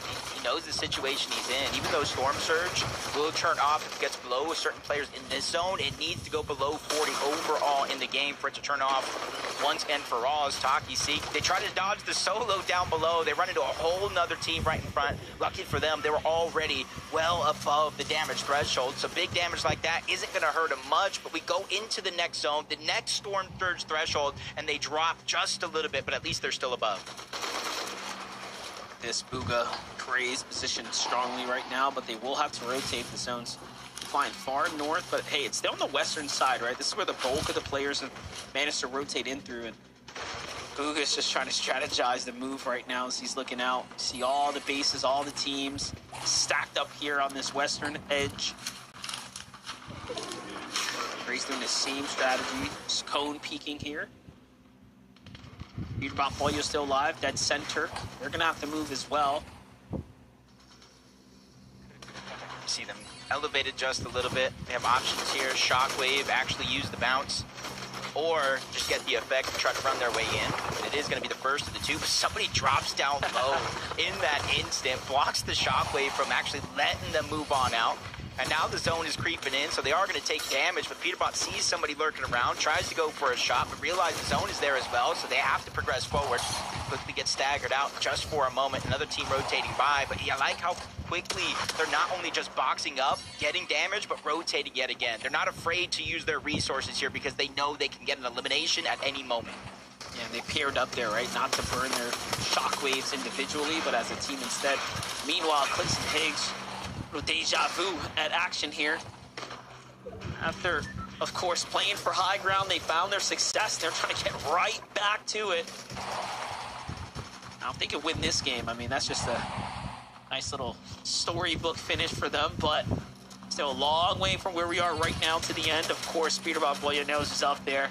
You can see them already eyeing up that competition here, and I'm surprised Clicks and Higgs haven't quite fired back just yet. Seeing that it's metal built on second high ground, right? That's an immediate threat for anyone that's on height. That's actually good. You said it right there. Just have their eyes on anybody that's second high, but out of nowhere, Liquid makes a play. He goes up, takes a huge amount of damage, but at least he has the Flowberry Fizz. He can easily try to drop down low. Clicks and Higgs, they shockwave to the front. They're not ready to give up their high ground just yet, and that's where they're rotating one after the next to make sure they do have each other's back. But again, right below them, Peterbot, Pollo, Josh, and Yamzo. As we jump on board, Bugha on the other side, we have no Craze, and they're below the damage threshold. It's his time to be tested this game. Yeah, he just went from like prime positioning to worst case scenario. No teammate, and the surge puts in work onto him. Unfortunately, the pressure's on, but hey, it's all good. We're underneath the 40-player threshold now. He just has to play exceptional Fortnite at this point. See some loot in the background, knows he's got pieces to work with, and there's some extra heals there too. So let's see how much is left here. Oh, he's going for the deep heal off early. I can actually respect this, right? This is for positioning. This is for consistency. Take a look at Peterbot's side, though. Pollo here backing him up. 9 eliminations for that team. Yeah, it might not be looking pretty for the win just yet. However, they are earning so many points right now. Yeah, and you can even see why Bugha's staggering himself. You don't want to get caught in the madness that is this, but Peterbot and Pollo continuously on the hunt. They're watching out from all angles. Now they're looking up, noticing that Clicks and Higgs are dropping down lower and lower. They get the elimination, but it's neither one of those. It's Joe out of nowhere that cleans that one up, and they just get him a little bit further in this game. You see empty item slots, low on materials. Peterbot trying to go for another elimination, but doesn't get that chance. Pollo gets dropped down to just 75 HP. Both of them struggling to try to survive as Peterbot gets taken down. Top 16 situation here, and Pollo's already forced to clutch up. It was actually Bugha at the bottom right. Screw who takes down Peterbot, who's now taken to the storm. The Siphon's going to kick in any second now, any chunk jugs. Bugha is playing this so smart right now, and that's the difference in timing your way from inside the zone late like that. He makes a perfect use of it. Bugha now trying to eye up high, trying to figure out the situation, what's going on. Pollo on the other side, just healing, playing the late storm as well, trying to play for positioning, and on high ground, of course, Clicks and Higgs, as vulnerable as they are right now, they are pushing for a win here. And Pollo is just going absolutely massive right now. 14 eliminations as a team, 8 by himself. He picked up a couple more. The Siphon match is better than he was before, but now he's becoming the target of the high ground. Clicks and Higgs, they're dropping down one at a time. Higgs is trying to play disruptor to take anybody out that's in his path, and that was Pollo that was next, but he lands a huge haymaker, making Higgs think twice about that situation. He's going up. He's going for it all, trying to box onto Clicks, pushes him outside of the zone. Higgs is no longer there. Clicks waves up. They're battling for the high ground right now, but the third parties come in. Higgs on the high ground as well. This is complete and utter madness in the early portions of Heat 3. This is perfect, and Higgs making it look personal, right? Making sure he's got Clicks' back at the blink of a moment. If he needs it, he's there. And this is what makes Higgs an exceptional teammate. Clicks and Higgs now back up with one another here. Boya forcing low ground. He's got nothing left. A top 5, though, is so impressive. Meanwhile, Josh Iamso get the gift that they're looking for. They're at 10 eliminations. Clicks and Higgs has so much pressure now, all because Boyo ended up pushing them back. This is a good opportunity for them down below. You got Liam and Chimp as well. Those are our 3 teams, but we also have a solo trying to run wild and pick up at least a top 3 by himself, but he's getting pressured from above, pressured from down below, and now it's all duos left in this situation. 3 final teams. Josh going for an elimination. He gets caught out, stuck for a moment. He goes down. Iamso's now left by himself in a 1v2 situation. This is the trio from Globals now going at it to see who qualifies for the grand finals. Iamso goes up. He gets a down onto Higgs. Now it's him versus Clicks. 1v1 situation. He traps him in the box. Iamso is going wild here, and he wins the game. Oh my God! That could have went either way, but Iamso with the reaction speed at the end to win just clutched up. And then they all have so much story implication because they're ex-teammates. There's just too much happening here, Zeke. Game 1, the return back into the Heat here was exceptional. Yo, what did I just watch? Oh my gosh, that was absolutely insane. I cannot believe. It felt like it really could go with, like, in the way of so many different players there, Kelly. I cannot believe in those moments. Iamso coming in clutch, bro. Oh, he's got to be over the moon right now. Listen, I said it at the start of the show. You're like, oh, is Josh and Iamso have this? Yes, I knew. Iamso and Josh have proven themselves time and time again this chapter, and seeing how they were able to handle that low ground, especially with all the chaos going on today, Vivid, that is how I want to start Heat 3.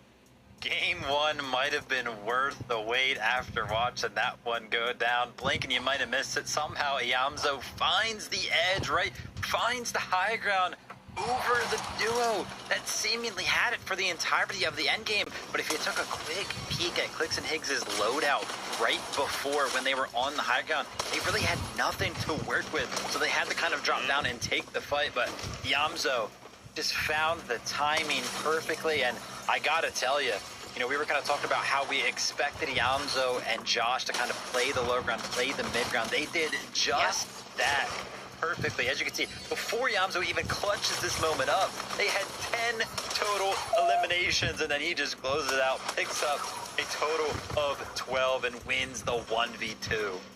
I will say, Zeke, in these moments, it's literally down to 3 final teams, and Yamzo and Josh are still dropping items for each other. They're still communicating and, like, allowing, like, it seems like they are still playing a completely different game where everyone else is just scrambling, trying to get those elims. They're still just calm and cool and collected, making sure that they are in the prime position that they need to be. That, I love to see it. Oh my gosh, shout outs to Zoe, shout outs to Josh. We'll be seeing you guys next week in the finals, but still 4 more games ahead, and of course 4 more VRs, and to end in the top 10 means we move on as well. More to unpack after this short break, so don't you go anywhere.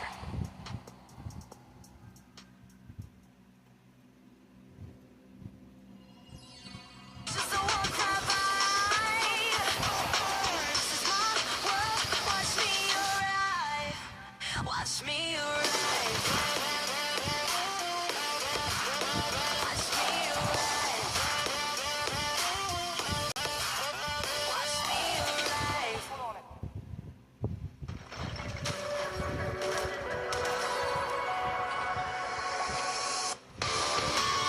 Yeah, yeah, yeah, yeah.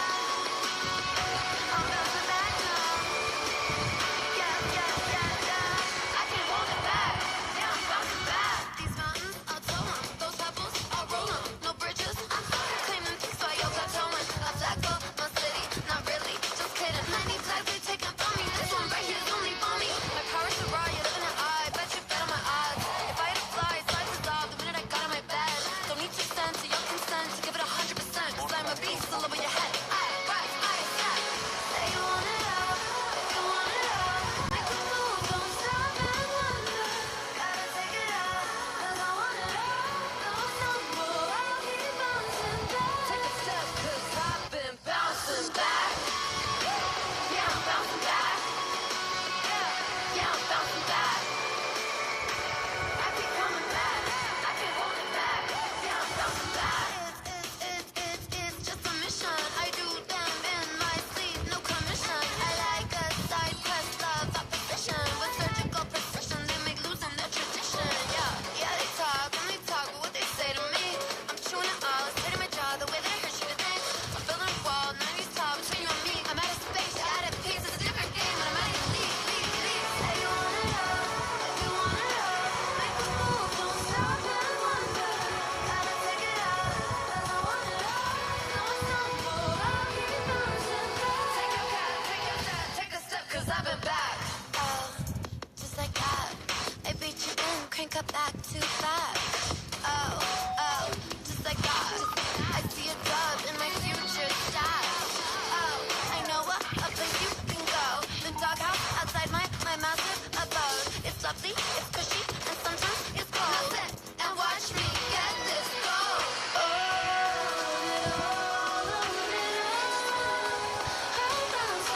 I just want it all. I just want it all.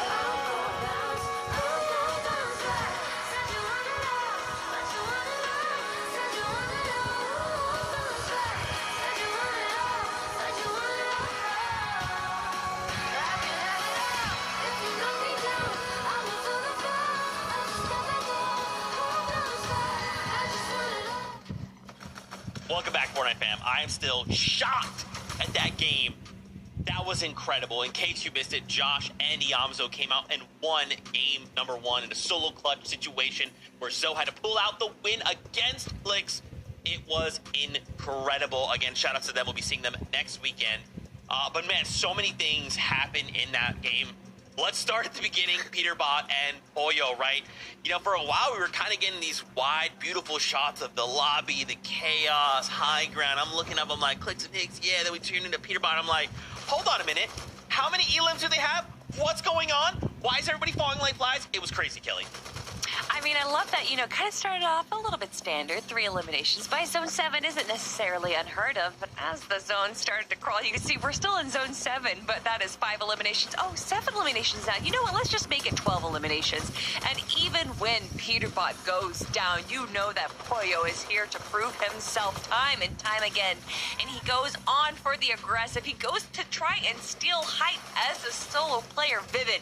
Peterbot and Pollo are here to show everyone that just because this is Heats does not mean they're slowing down.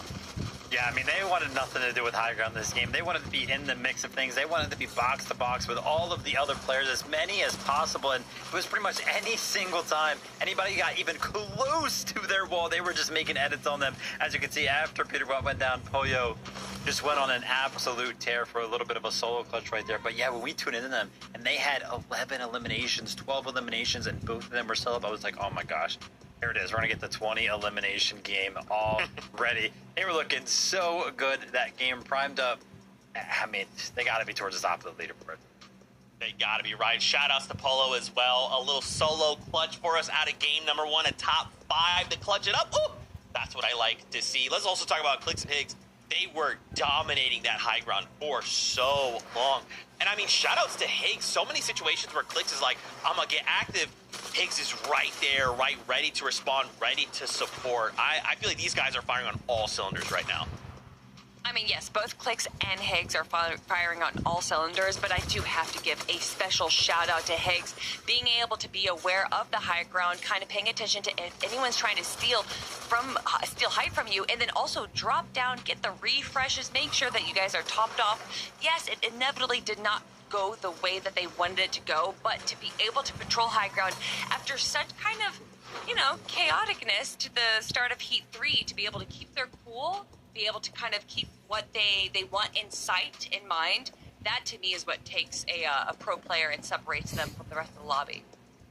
I mean, how did we get so many stories in that one end game right there? We got exactly what we wanted, right? Clix and Higgs defending off Pollo. Pollo almost clipping both of them for the 1v2. And then also Yamzo in the mix, right? Kind of returning to the trio. But yeah, I'm not going to lie. I kind of talked about it when we kicked things off here for Heat number 3. I was like, yeah, obviously we know Peterbot and Pollo, they want to go for the high ground. Clix and Higgs, it looks like they want to as well. And I'm not going to lie, if I would have to take a guess, who would I thought would have been up on the higher ground? I would have guessed Peterbot and Pollo, but I was surprised to see Clix and Higgs at it for the entirety of the endgame. So shout out to them. Well played endgame. Now, obviously, leading up to those final few moments, right, they did run out of gas, but, still, they showed up in second place. If we're looking at consistency, that's a great way to start, right? So love to see that from them. I also wanted to highlight this. Bugha in a solo clutch situation for quite some time. I mean, this is looking really good. And what's crazy is Bugha was the one that knocked Peterbot, right? So while they're going crazy, he's like, okay, all right, I've had enough. Peterbot, calm down. All right, everybody play out the lobby. I mean, that means that Bugha is better than Peterbot, right? I mean, if you look at the accolades, if you look at the money earned, I don't know, there's disparities in money. But regardless, Bugha, time and time again, everyone likes it. And I'm going to be very candid with it. People like to always say that Bugha's washed. And then somehow, time and time again, he always proves himself, making it to every FNCF's Grand Finals, making it to the top 10. He just showcases that regardless if this is 2019 or 2026, that he is still at the top of the leaderboard. There was a time where Bugha and Miro were a duo, and I swear I remember watching that FNCS, and it's like the entirety of their points seemingly came from solo clutches. So it's kind of like returning to form, right? You don't really like to see a solo clutch because you're like, oh man, you could have done better if you were a duo, but sometimes that's where Bugha just feels comfortable. So great to see him kind of pick up some points there for the duo. Oh man, so exciting. I just cannot believe that was game number 1. Is there anything really quickly you guys are excited to see about game number 2? Oh, sorry. I was about to say it'd be played out. Yes, I want to see Clix and Peterbot go up against each other again. Yeah, I mean, hey, another great win like that. Some more solo clutches. I feel like we've gotten so many this weekend, and I just can't get enough of them. Man, oh man. All right, we're just waiting on word here if the game is ready, and then we're going to jump in. Man, this has been absolutely incredible. I cannot wait to see more. Can we get that VR out of Clix and Higgs, right? Can we get that VR out of Peterbot and Pollo? Could Bugha come out, surprise us all with Craze, and get one as well? Oh my gosh, so many stories. This Heat is absolutely And I can't believe we had 4 more games. Guys, we have 4 more games to go. I mean, we've already had 30 teams punch their way into the FNCS Grand Finals. And now we get to add one more to that. 31. We have 14 to go for today. And then, of course, we have the last chance qualifier, Zeke. 5 more teams being able to make their way into the Grand Finals by the last strand of chance. Who's it going to be, Zeke? Well, we got to still figure out who 14 are going to go through today. Let's find out right now, Kelly. Games are ready. So, casters, take it away. I spoke too soon yesterday, Jacob. You know, I thought we saw the play of 2026, and then Yamzo shows up, like, give us a second, monster. We got E3 here, and it's getting really exciting now. Let's jump on the bus for game number 2. I'm not sure what can match that type of height in that last game, but I thought that after Bolts' clutch, I thought that after Veno went crazy, now it's Yamzo's turn, and we still have 14 more teams to qualify to the FNCS Grand Finals here today. But now that Josh and Yamzo have qualified, Frigid Fortress is now up for grabs. This is not a bad drop by any means, right? It's got everything you quite literally need. And they had the whole drop to themselves, right? You saw it in the last round. I mean, they got super looted, then went for that little bit of metal off to that north outpost, and they were very much set up. I'm curious to see who is going to go ahead and step in and take that drop here now that it's opening up. Jumping in over at the Humble Hills, you can see teams are now just starting to touch base, get situated here in game number 2. Early action happening on the other side, though. Kiffy and Feya. This is a fight in the last game. It went quite the distance, deep into the storm, and then far north towards the Sandies. So this time we'll see if Proxy and Tenya can put up a better fight, maybe somehow escape the wrath of Feya and Kiffy. They did a relatively good job defending themselves last time, and it looks like Feya and Kiffy are a bit passive here. Yeah, and it looks like history might repeat itself, because remember that last time a third party came in, interrupted the fight, and that's exactly what's happening here. In the minimap, you see a third team rotating in, but Kiffy Feya, they were at least, they get one of those 2 eliminations. And Tenya almost fully boxed up. He has one wall trying to protect himself, and it's not going to work. They break into the box, they get the full wipe, but this is Waffle, this is Aiden, they're already here, and they don't want to give them a chance to heal up. Actually got lucky that Feya wasn't the one tag there. I don't really know how weak he is just yet. Now, definitely, the information's gotten across the table. Oh, no, it's not looking good for Kiffy and Feya. They are both very weak. Aiden knows the wall. Little missed edit there is going to lose him a chance to get the quick elims. And now another team's coming in. Depending on how long Kiffy can just play a bit more defense, maybe they can survive, but no. He goes down first. Here comes the new team now, standing right on top of them, and Feya has a little opportunity possibly to escape here. But no, Waffle Joe, Aiden are hot on his heels here. They don't let him escape at all. They get the elimination and the full finish. And look at this.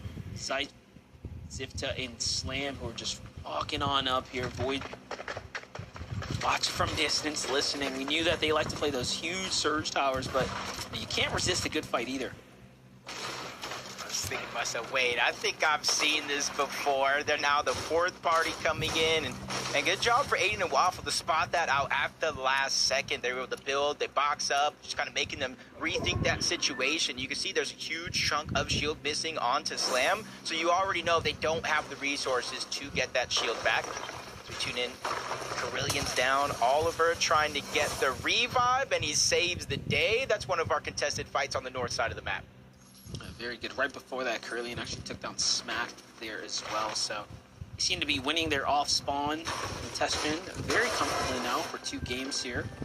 Pewterbot Boyo, huge amount of points earned, clearly coming out of that first game there. And I wanted to say, man, it was all Boyo's fault, you know? I know we're giving Yamzo the big clutch, but it's Boyo who put Clicks and Higgs in that shambles position to begin with. He was just playing absurdly well. Look at this. Didn't thin out the lobby. I wonder if that first time that Peterbot and Poyo fought Logan and his duo down there, maybe they're second guessing it. It might not be worth it. They already have their POI uncontested, and they get the gas station with the slurp truck just outside of it as well. So they have a ton of loot. Just don't need to be greedy in this situation, especially with a big solo clutch by Poyo to kind of keep them in line with a lot of the other teams that are performing well today. Is Taki landing some good damage onto Hazard and Chaotic. kind of accumulating that Storm Surge, so that one less thing they have to worry about as the game progresses. But landing over at Riptides, they were able to get that mythic Iron Pump.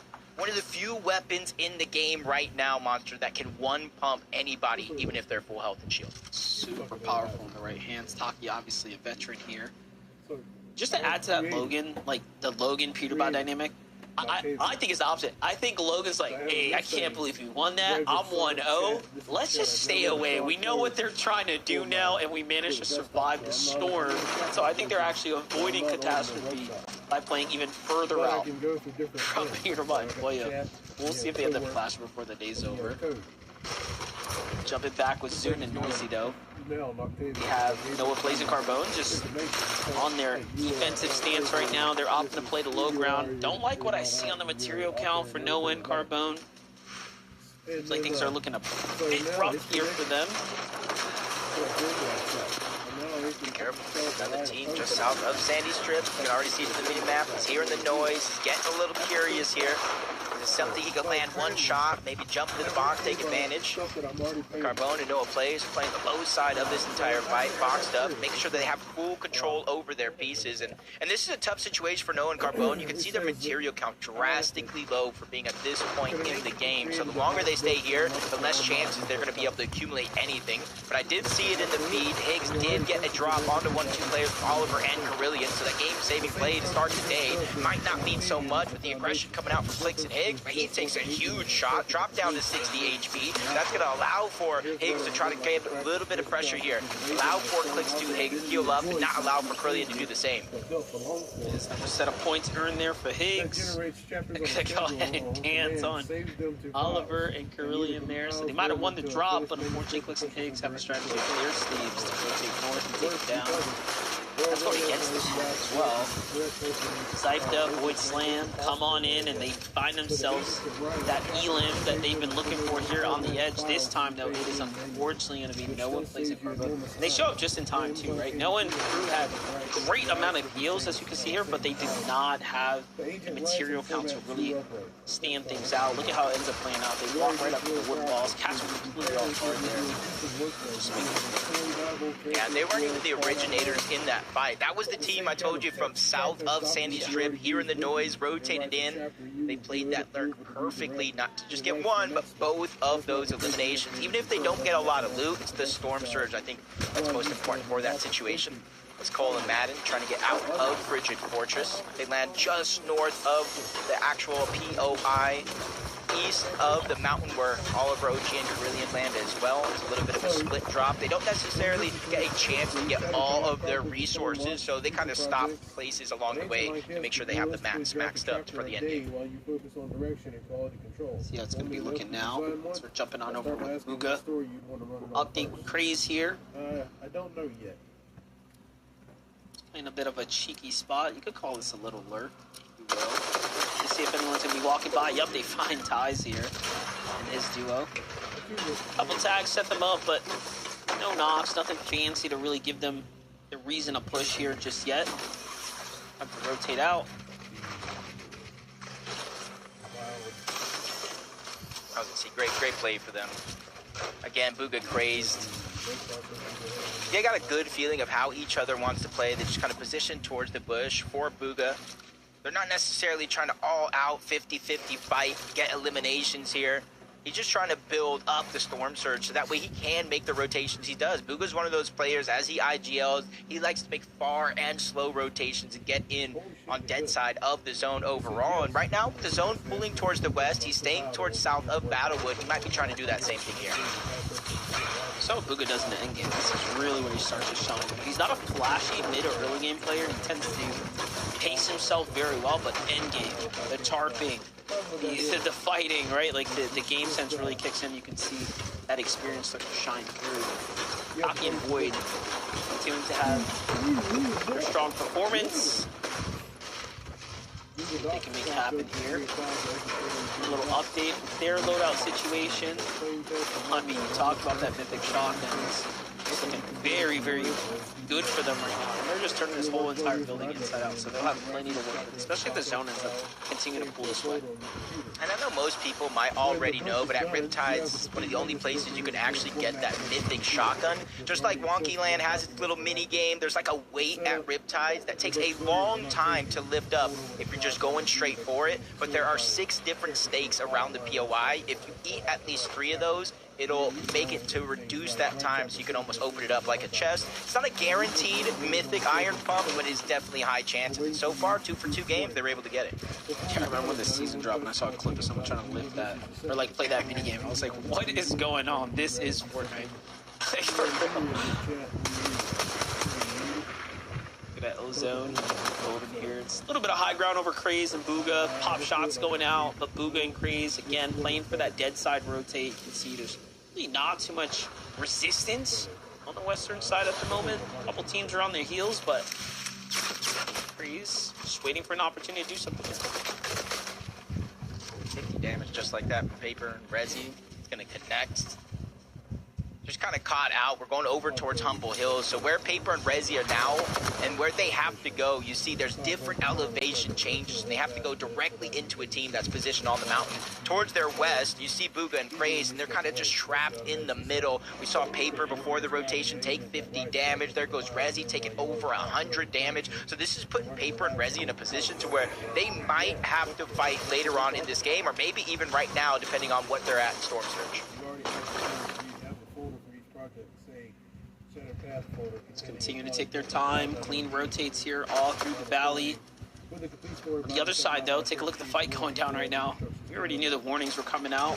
It's going to force players to battle, but Evade and Wave, man, having quite the tough game, too. They're 160 below. 81 players standing, so quite a fair stretch before the surge is going to turn off here. It's not easy at all. Again, they're just rotating in the direction of where all players are already positioned on different mountain ranges. Even if they're not on an actual mountain range, they got a surge phase, so it's not going to be very easy to rotate in, especially if you don't actually do have the shockwaves. For Clix and Higgs, you see the zone pulling on over towards the western side of the map. We saw early rotations in game number 1. In game number 2, they're sticking to their strategy over here at Wonky Land. They go ahead and build up on that Ferris wheel. And I talked about 2 different rotations, and already you see they're building up towards the top of Wonky Land. This is where you can glide in, use the different effects with the fizz, with the actual shockwave as well. There's another one, a secret one, where if you use that full combination and you go through the Ferris wheel, that launches you so far, and if you combine that with the different rifts that are on the map with low gravity, it extends how far you can actually go. You can almost cover the whole distance of a map in a matter of seconds. Yeah, definitely one of the stronger strategies that are available right now, and that's what makes Wonky such a powerful drop, right? And then the Clix and Higgs, we'll surely see it before the finals is up. For now, they've earned a lot of points in that game 1, right? So like one more end game like that, and regardless if you get the dub or not, I think they'll be just fine. Seem to be playing exceptionally well. Think about Chimpy and Liam here. I think they did pretty well in terms of Storm Surge in that last game, which is right now 21 above. They realize they can be comfortable here, position themselves where they need to be, but in the back of their mind, whether if it's this zone or the next, they need to start getting damage because they eventually will fall under the damage threshold if they sit where they're at now. Could be similar for Lawrence and Joe, 231, but they position themselves on the edge, so any team rotating in from either Wonky Land, Scribbly Shores, maybe a little bit towards the south, it's going to give ample opportunities like this, a little bit of a wide edit, so they have a clear view on players trying to use shockwaves to get in.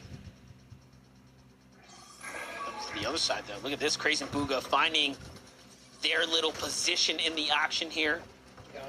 He's going to go ahead and take a couple of those slices of pizza, get his HP right back up and into the mix. And there's some options of loot to pick from here, but the fact that they're not pouncing at the opportunities is showing us that they're being very cautious, and they really are concerned with the Storm Surge right now.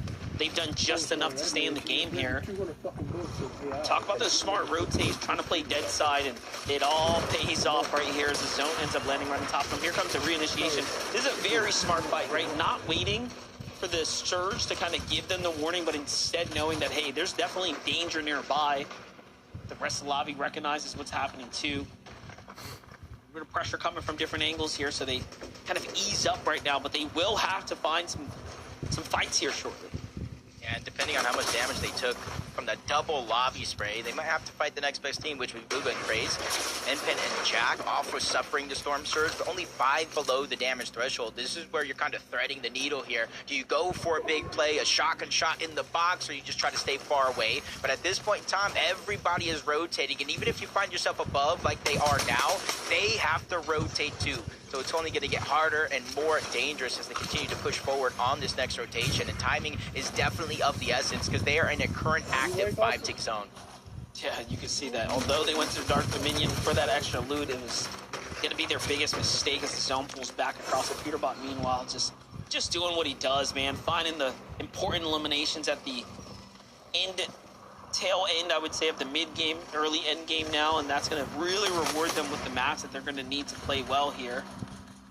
Clicks Higgs already positioning up in metal. This is a sign that they're looking to base down and stay completely out of sight for a little bit here. Look at that, 550 above. They're playing very, very well. And again, from one highlight to another, Jacob, Peterbot continues to do what he does here. Fullberry Mist going to keep him alive. Storm does the rest for him. And, I mean, they already were at 555 cap. And then they get the follow-up finish there. And they're just sitting on an abundance of loot there. Yeah, just got to be careful there because they did a good job of getting the Elim, but they traded shots. They only went 40 up in terms of Storm Surge. You jump up board Moxie along with Wolf, who's trying to survive the lobby spray, 280 below the damage threshold, shots pouring in from all directions, but they have to start to get active. They don't really have resources to heal this. They almost need 2 full eliminations worth of damage. That's why they have to be persistent with the pressure on Nicole and Madden, but somebody just jumps up out of nowhere. Moxie lands the shot, but Wolf does go down, realizing you have to get more damage, can't be the hero, can't go for the revive, looking for whoever that was down below. Now Surge is activating, trying to take advantage of the actual shield, but just seconds too late, trying to get the box. Moxie and Wolf will fall. So close right there to actually turning that one around, but that low ground shot was a huge surprise and just put her teammate down, unfortunately. Look at this though, Peterbot playing the late Storm, rotate as well. Booga goes for the early one here. He's gonna get front side of the beginning of the safe zone here.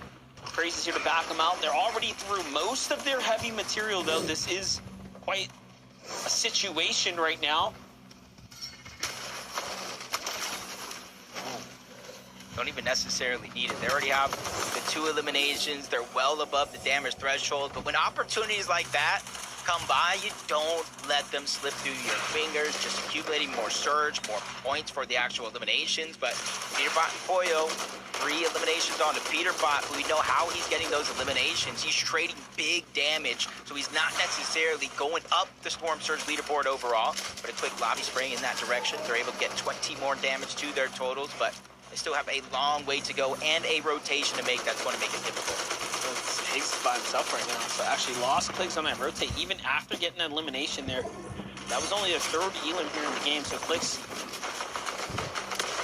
just has to watch here from the sideline. Higgs goes all in on this player here. And look at the speed at which he was about to actually find that elimination, but that player just barely slips away. The Storm, though, is on the edge. There's the finish. I think he even had a little bit of surge pressure there, too, so Higgs just recognizing that that was an Elim waiting to get picked up. Well played for him. Meanwhile, breaks out the outside now, and here he goes to the new zone. We've seen Higgs every highlight now just playing the mist kind of effect into a shockwave here. There's just so much happening here in this endgame. Yeah, just trying to get to the front side of the zone as solos is a necessity. It's King and Aviv finding crucial eliminations here. You can see King from 20 builds to 60. He just got stacked off of that elimination, plus the heals that they're able to get. And for Aviv and King, remember, they won 2 different games in one of the eval finals, and I'm the guy that's thinking, what have you done for me lately? So hopefully they continue that hot streak here today. Taki and Seek trying to break into the box.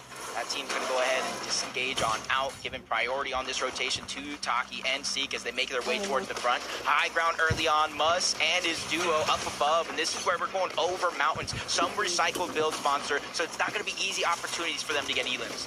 Yeah, talk about light builds, though. Look at this. Booga, Craze already running out. They're forced to kind of play this mid-ground layer. They're just trying to rat across, right?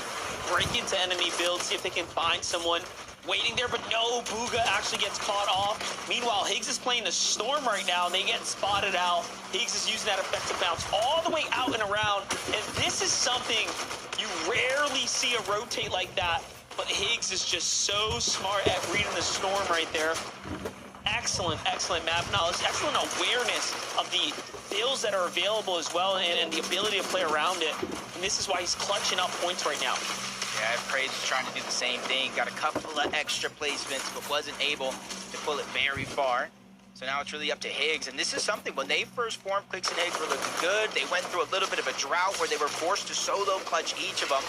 And I think Higgs is one of the guys that can pull up a lot of points by himself. Peterbot Pollo using the shockwave merely for the effect. He's trying to get towards the front. High ground has to dip down. You got to wonder what their build is. Light as Higgs picks up another elimination here. Finding some struggles, actually picking it up, but he hits another haymaker, but eventually he gets flanked, taken down, sent back to the lobby.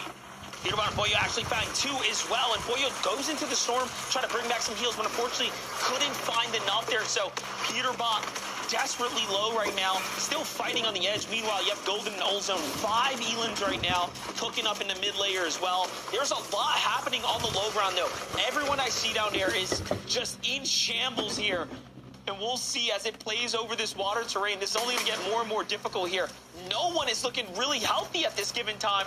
This is going to just be a full-on blender fest coming up.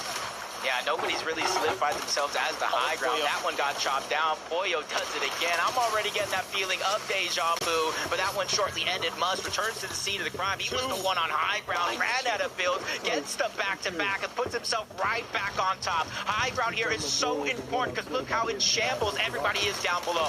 I'm telling you, when you just look at the builds, no one's got anything, but Madden is living off the siphon in a dream right now. Although he's a solo, everyone might as well be one as well, because no one's got builds. It is now a solo, a 1v1v1. Madden's on the low ground. Winner takes all and goes to finals here, Jacob. A lot of pressure, but Lulu already got 2. He took down the only duo left in this game, but now he's in a 1v1. Gets the control, gets the piece, and he gets the elimination. 1v1. All that work for this against Muzz, who takes that first tick of Storm damage. Nobody really has a huge lead here in terms of HP, but Muzz fighting tooth and nail, not giving up. The chomp is in. Lulu gets the elimination. 8 eliminations by himself and a trip to the grand finals. Congratulations. I already knew. I knew something crazy was going to happen. When you start looking at the builds, look at the total effective HP, and you're on the low ground, and no one's got anything, that's how that game's going to crumble there. Wow. These games in Heat 3 have just been so chaotic. I mean, when we're coming down to a 3-way 1v1v1, what is happening in these games? But shout outs to the duo Along and Lulu. Lulu coming in clutch, 8 elims. Now they're going to be making their way to next weekend's finals, Kelly. I mean, when it comes down to Heat, it is all about chaos because it's all about the desperation, Zeke. Everyone wants to make sure that they do not have to go through that last chance qualifier where everyone from Div 1 to Div 5 has that chance to make it through. No, this is where they want to go through, and that is exactly what Alongo FM and Lulu have done today. That is exactly their destination now, grand finals. And I gotta tell you guys, I've been saying it all weekend, every single time it happens, this is gonna be the first time for both Alongo and Lulu that they're gonna be making a trip to an FNCS grand finals. And in what fashion? That is incredible. As you can see right here, we're tuned in with the Lulu POV, and that was top 11 as a solo. Who knows how far back this run actually went? It was just all of the chaos. Kelly kind of mentioned it. MDF was constantly calling it out. Nobody had any mats, and somehow the refreshes that just kept getting found inside of the storm just kept the push going here for Lulu. And I gotta tell you, Kelly, the shots that some of our players make, right? Builds are breaking, you have the high ground, you're getting dropped down. Like, how is the last shot possible? I swear, I used to play this game professionally, and sometimes I'm like, wow, incredible stuff. With the launch up 2 to take high and get the final elimination, Lulu 148 is definitely feeling good right now, Zeke. Oh my gosh, stunned on that lobby for no reason. Okay, well, for the duo, they'll be making it to the finals. I'm excited to see what they might be preparing this week and what they might be looking to bring to that finals lobby because the summit awaits. I cannot wait. Oh my gosh, okay. Right now, we're gonna go to a break. When we come back, we'll start to prepare ourselves for game number 3. So we'll see you real soon.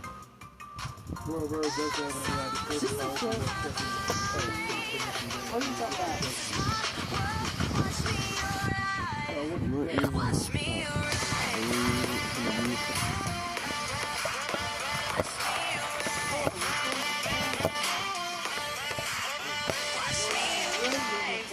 We got the new car.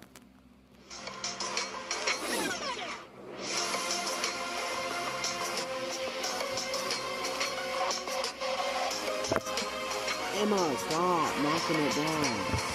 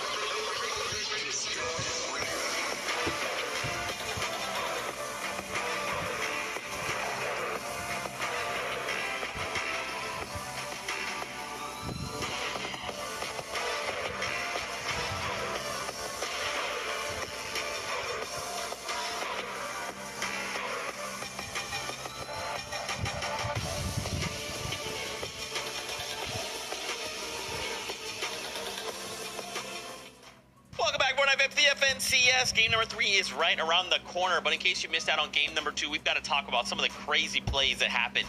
A lot of things, of course, surrounding Peterbot and Pollo. Once again, Kelly, Pollo gets put in a solo clutch situation and nets a bunch of points for the duo. I'm just saying, people better put some respect on my boy Polo. Listen, people will say pollo means chicken in Spanish. So how can this be this, this powerhouse, this staple of the NAC region? But chickens are the closest related relative to the Tyrannosaurus American Rex. Eagle. And if you look at chickens compared to humans, they outnumber humans 1 to 4. So the next time you want to go up against someone and you want to fear the chicken, that is a good fear to have because pollos are dangerous, and Pollo once again proves it here at NAC. All right, I think Kelly's going with the strength in numbers philosophy right now, but I think Pollo's going the exact opposite route, right? He's proven time and time again he doesn't need a teammate. I mean, yeah, maybe to like get him to the end game, that obviously helps. But once he's there, Pollo constantly showing up with these solo clutches. Not before though. I mean, Peterbot, obviously we know him. He's going to pick up some eliminations before he goes down. But right now, doesn't look like Peterbot and Pollo are going to be winning any of these games. They're kind of just going for some sort of elimination record because they cannot let go of that W key, constantly finding themselves in some sort of a fight, no matter what point of the game we are in. 9 elims, right? My goodness, they are going crazy. Yeah, I feel like sometimes they can just get themselves a win, or sometimes they can just terrorize the lobby and put everyone else on notice. Another duo that did well, obviously Clicks and Higgs. I mean, we're seeing them perform. They haven't quite gotten to that same like place we did last game, right? Where they had height and everything was good. We saw, you know, a couple mistakes here and there, but again, it's just these lobbies, right, Kelly? They're so chaotic, and, you know, if this was a finals, you might be able to have some kind of plan, but Heats, man, it's just a different story. And I think especially like you're saying, when it comes down to Heats, you're going to go with the tried and true strategy. We know that Higgs especially loves to run the low ground. If you actually look at the play-ins performances, for this heat, he has the most builds placed, and that is definitely due to the fact of how he likes to run low ground. Especially when you get into these later zones, he loves to push forward into Storm and build out multiple like boxes there to be kind of like stopping everyone else from pushing front zone from him. So I think that's kind of what we're seeing Higgs and Clicks kind of fall back into. Less so going for the high ground and more so going for that control of the front zone. I mean, just tough break there for Clicks as well. I swear, anytime you tune into like a healthy, one of our top teams throughout this season, right? They're having like a healthy game. They try to make some sort of a rotate with those overdrive grenades, and they combine it with the mist. You're just in the air for so long, you know what I mean? You can get beamed out so easily. I feel like it just happens so much this season. So many of your teams good at aiming, and they're well aware of those rotates. But yeah, tough break there for Clicks. Higgs still goes on to pick up a couple points as a solo, so they're still going to be, you know, fine in terms of the consistency standard. I mean, Higgs also, you saw the very moment, that last moment there right before he was eliminated, he dropped 170 over onto Peter, right? So that might have been what led to Peterbot ultimately going down and Pollo having to solo clutch. So it's crazy that even when he goes down, he's going down. That last moment there right before he was eliminated, he dropped. That we love this opportunity for some of these lesser known teams to kind of get this opportunity to shine. And what better way to shine than all the way on high ground for Liquid and Muzz FB? Just a handful of eliminations and making sure that once high ground was kind of contested, they did a pretty good job trying to recover, trying to drop down a little bit, and even being able to still hold high ground as a solo player. Muzz definitely proved themselves here in heat number 3. Yeah, fully thought Muzz honestly had this right, because I knew, yeah, the build count on the side of Muzz was just so healthy compared to pretty much the rest of the lobby at this point in the game. I think when we tuned into him, one of those final moments, he had like 80 builds available. So I was like, oh yeah, definitely got this. And that would have been their first time in Grand Finals as well. So no matter who won that 1v1, we were getting first timers in the Grand Finals. But hey, a controlling height game like that from the duo, that's going to be boosting the confidence. And I mean, obviously, yeah, you didn't get the win, but getting that second place and some eliminations, that does so well on the leaderboard. So they're going to be up there in the top of the leaderboard as well. Yeah, oh my goodness, guys, 30 seconds left before we get the ball rolling again.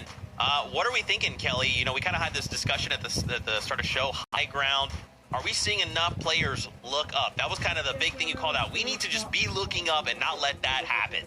Yeah, definitely. But, I mean, between the names that we're seeing that are actually controlling high ground right now, it definitely seems like no one is afraid to look up, and I think that is perfect right now. But for me, I want to see some of our bigger names take that high ground and turn it into a win. Okay, we'll have to see if that happens here. Game number 3 is ready, so Casters, over to you. This is that pivotal halfway point, game number 3, where it really kind of controls your destiny and really decides how much control you have over the rest of the game. Do you get to play freely for the win or placement, or do you have to go for the win? Right now, Monster, that threshold is 63 points. Yeah, I feel like we've been very distracted by the fact that these wins have been so good, so explosive, and honestly extremely entertaining. But we do have to start focusing on who is in that race like you're talking about here, Jacob, because, yeah, it does matter playing consistent as well. Yeah, and it's just one of those things where you kind of look at the games go by, you just try to get as close to the top of the leaderboard as possible, not save it for that last and final game, because we saw yesterday literally points differentiating who goes to the grand finals and who doesn't. Game number 3 is ready, so let's just jump right into it.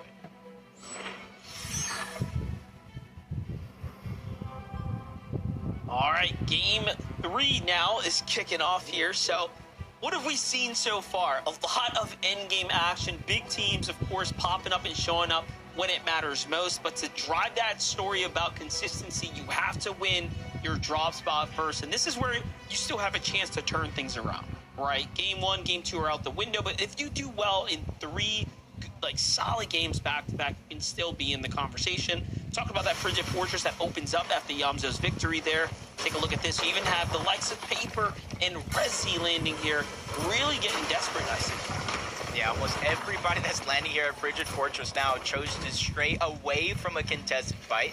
Lo and behold, it becomes triple contested, worse situation than that was before. Fight over towards 4 fields, Proxy, Kenya versus Fea and Kiffy. Early lead already going down, and Kenya is going to be the first one dropped. 2v1 situation, but Kiffy makes the play by himself, saving the day. And it's much quicker this game than every other game so far, negating any possibility of a third party sneaking up on you. Yeah, it's only gotten faster so far, and I think they recognize that last game. I called it. I was talking about how passive they were and kind of taking that initial engagement. It seems like they've learned. But look at this, Peterbot Boyo. What are you guys up to? What are you doing here? We're playing musical chairs right now because I don't see Clicks and Higgs anywhere in Wonkyland. Peterbot, Poyo, we kind of all knew some sense of this might go on. There's like, I don't know if it's a personal beef, in-game beef between Peterbot and Clicks, but the 2 biggest names in Fortnite right now constantly going head-to-head. Peterbot and Poyo looking to contest their drop, but guess who has a 9,000 IQ? Higgs and Clicks making the call, say, hey, this might be the game. They go over and steal this Squibbly Shorts drop spot to make sure that they are uncontested. There's no way they can read them that well, though, right? Like, Peterbot and Boyer surely can't be that predictable that Clicks and Higgs are just, you know, that far ahead of them mentally when it comes down to the strategy. Going off by previous heats, I think it was around like 145 or so. The points kind of get towards if you're looking to make it in through consistency. Clicks and Higgs about 30 points away. That's like a top 10 in this game. And they'll be sitting safe for the rest of the tournament, or at least you'd think so. But how this game goes, they have to change up their strategy, whole different drop. They're going to prioritize rotating in, not even necessarily looting their POI. They're probably in the back of their mind, they think Peterbot and Poyo knows we're not at Wonkyland. They're probably going to key the next place they think, which would be Squibbly Shorts. Crazy Booga remain uncontested, but this time around, the Battlewood Boulevard gets a little bit of a boost. You get an extra % chance of the rare chest dropping and a little bit more gold. So for Booga and Craze, they might be eating good this game. Yeah, most definitely. I've already seen them pretty well positioned. I mean, last game they had somewhat of an issue with Surge, but that was the later half of the end game, not necessarily early on.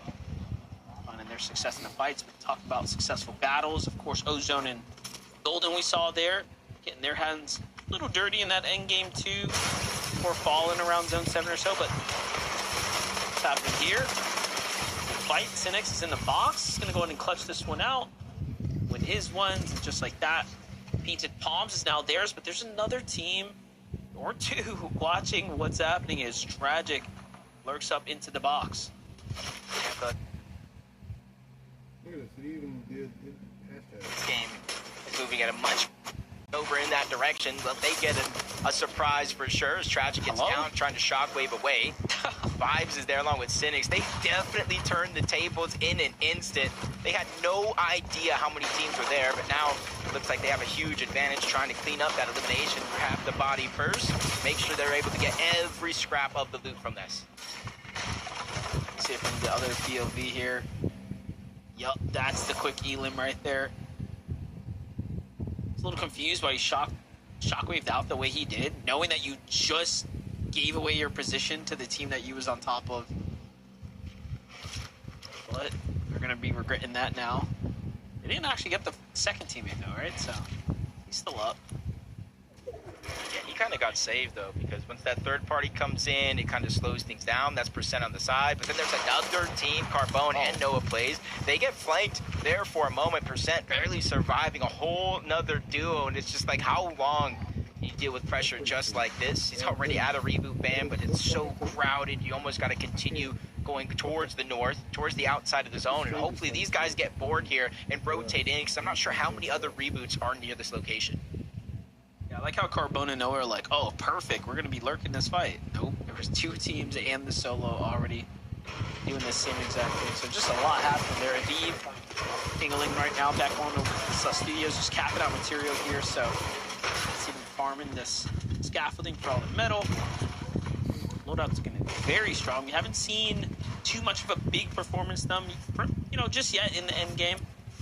Clix and Higgs, though, adopting, again, a new strategy, if you will. Obviously mixing things up right now to avoid the pursuit of Peterbot and Boyo.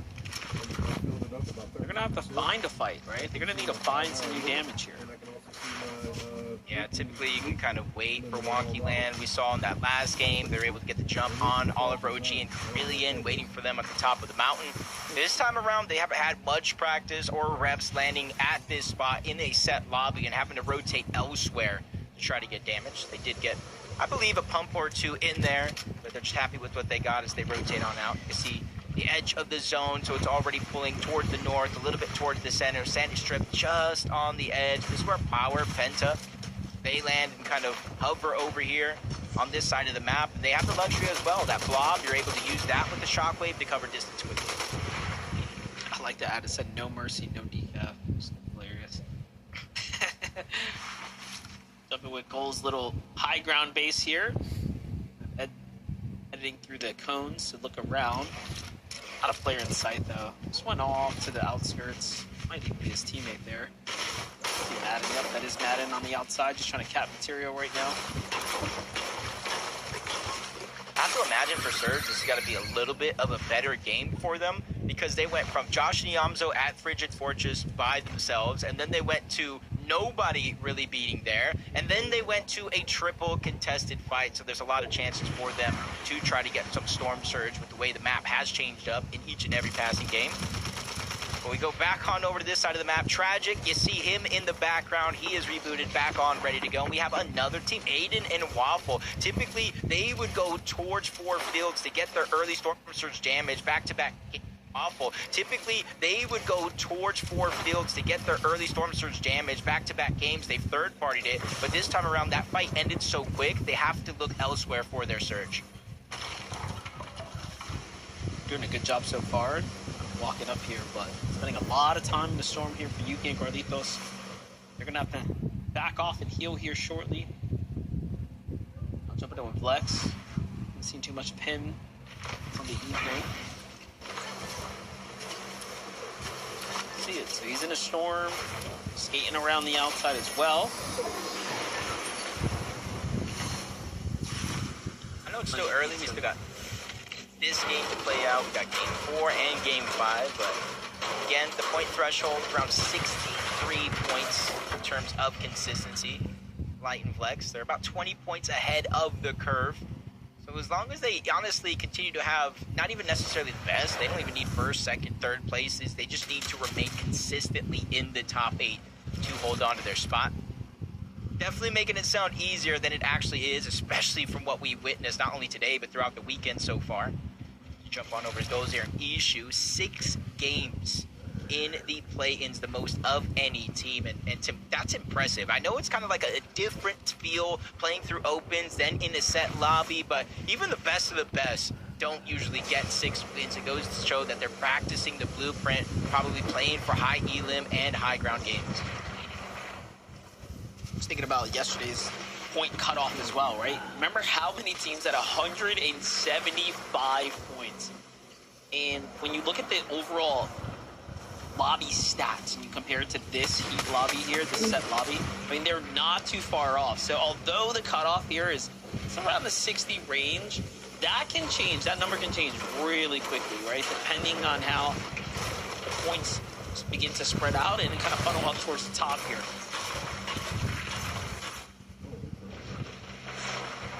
part of that is depending on, like, if you're in game 3, game 4, top of the leaderboard, win a game, you essentially move that entire leaderboard up just a little bit, giving the other teams a little bit of a cushion. But the zone continues to pull towards the north side of the map. And this is where, hey, you might have made a decision to triple contest the Frigid Fortress, but if you were able to make it off spawn, if you were able to get a loadout plus materials and maybe some heals, you're likely positioned pretty well right now. So it might be a decision that works out for you in the end. As we go back on over to Light and Flex, they do pick up an elimination here, get a little bit of extra resources, but zone pulling away, which means they're on a clock here to figure out when and where they're going to start to rotate towards the zone. Carlitos' team, remember, they were the one that we saw really low on HP. The first to disengage from the lurk, they had some heals to work with, but it seems like they spent a little too much time in the storm and they got caught out by Light and Flex there. Vive and King here finding a couple elims when we looked away for a moment there. Make that 4 actually now. Sus Studios bringing the action here. Must have been teams coming for these mending machines or something nearby because they are swimming in loot right now. Some extra med kits, big pots. How did they get so much gold? Well, they already have 3 elims. Yup, exactly what you said, Monster. Trying to visit that mending machine. No, there are so many on the map. This one is ours. That's what Aviv is putting down right now, making sure to cross anyone off their list that looks to go and move through Sus Studios. Sandy Strip just outside of the POI again. You can see a lot of players slow to rotate in this time around, and rightfully so. You see how chaotic the mid portions of the game are when you're actually inside of the zone. So a lot of these teams are trying to dodge any risk of taking damage. See it though. Obviously using their chuck jugs right now. Probably gonna end up leaving this one behind here, swapping for someone else. Hold up, Peterbot, Boyo, they've been on a fight right now. Boyo's definitely damaged, but he got the exchange here. He's got a knock. Peterbot's stepping up to finish the deal.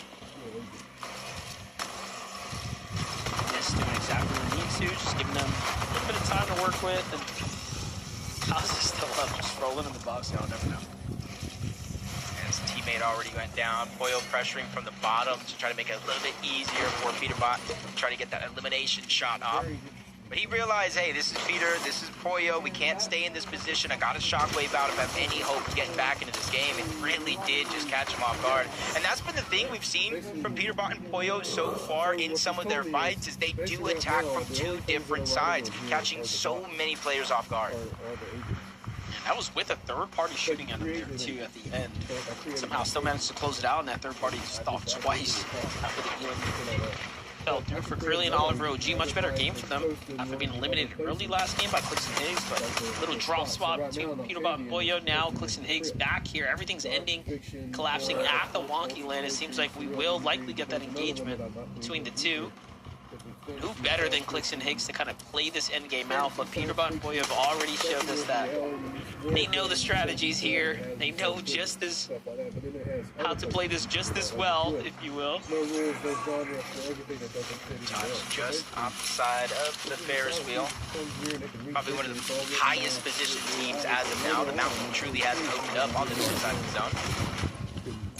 So Clicks and Higgs 155 above the damage threshold. Honestly, I don't think in terms of where they're at now in comparison to every other game they've landed Wonky Land, I don't think it's just too different. They're at their POI, they're above the damage threshold, they have a decent loadout. So it's almost looking like business as usual at this point in time for Clicks and Higgs. Matt and Cole really taking advantage of the zone. While other teams qualified out of Frigid Fortress, the mountain towards the north, Cole and Madden has been a staple on that side of the map, and they're quickly putting it to use, rotating quickly towards Wonky Land. They're not necessarily attaching themselves to that top mountain because majority of the lobby does believe that it is going to pull towards the south instead of towards the north. Yeah, this is just all intuition now, right? All speculation, if you will. We don't know where the zone's going to go. It's going to go north. So those that made the decision to play up there a little sooner instead of later, going to get rewarded here now. Crazy and Puka, though, get spotted out by Peterbot Boyo. The edit open there, and they immediately get punished for it. Surge is active here, giving the lobby the warning now. how far they need to go. Peterbot Boya have the luxury to move late here, and they could even use the boosted rotate if they really want to try to take some clean, high positioning. We'll see what they end up doing. It's a risk either way. Flurry on the other side, though, under some serious pressure below the surge. Damage coming through. Shots from the left and right sides. To be Bobby. Picks up the quick elim there, putting them at 2. Even for them, because it's not necessarily the 3 points that they're getting, but it's the storm surge that's really just been crushing dreams all weekend long. It was 400 above. You can see the strikes of lightning going off in the distance for players that might not have that same luxury, that same feeling of comfortability. Flicks and Higgs, they're 200 above, instantly position themselves in towards zone. Now they're looking back. Every other team that either has to rotate in by foot or really taking advantage of those shockwaves being used. Waffle Joe taking the front force of that damage and focus overall. This is where it's going to really start to get interesting, because if we pull anywhere else but the eastern side from here on out, we are good, Monster. If we pull towards the east on top of that mountain, you better buckle in, because it's going to be a roller coaster of emotions. Yeah, definitely. This one gets really steep here. For Higgs, I'm looking at his ammo count, though. It is not looking too good, man. They are starting to gas out early here. And that's what happens when you don't have your usual draw spot.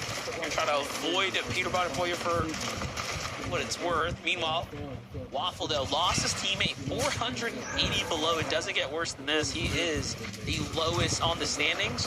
But, hey, the lobby gets the brief here, Jacob. It doesn't go east. It's going to come back south, right back into old builds. Yeah, and depending on kind of how he plays this, there will be other teams trying to rotate first, beat him to the punch, but 400, he just doesn't have the time to wait. That's over 2 full eliminations. He tries to approach onto one, but gets flanked by a whole nother team. Down he goes, outside of placement, leaving it to the last 2 games of the day to try to pick up either a win or enough points to make it in through consistency. Peterbot and Boyo quickly rotating on over.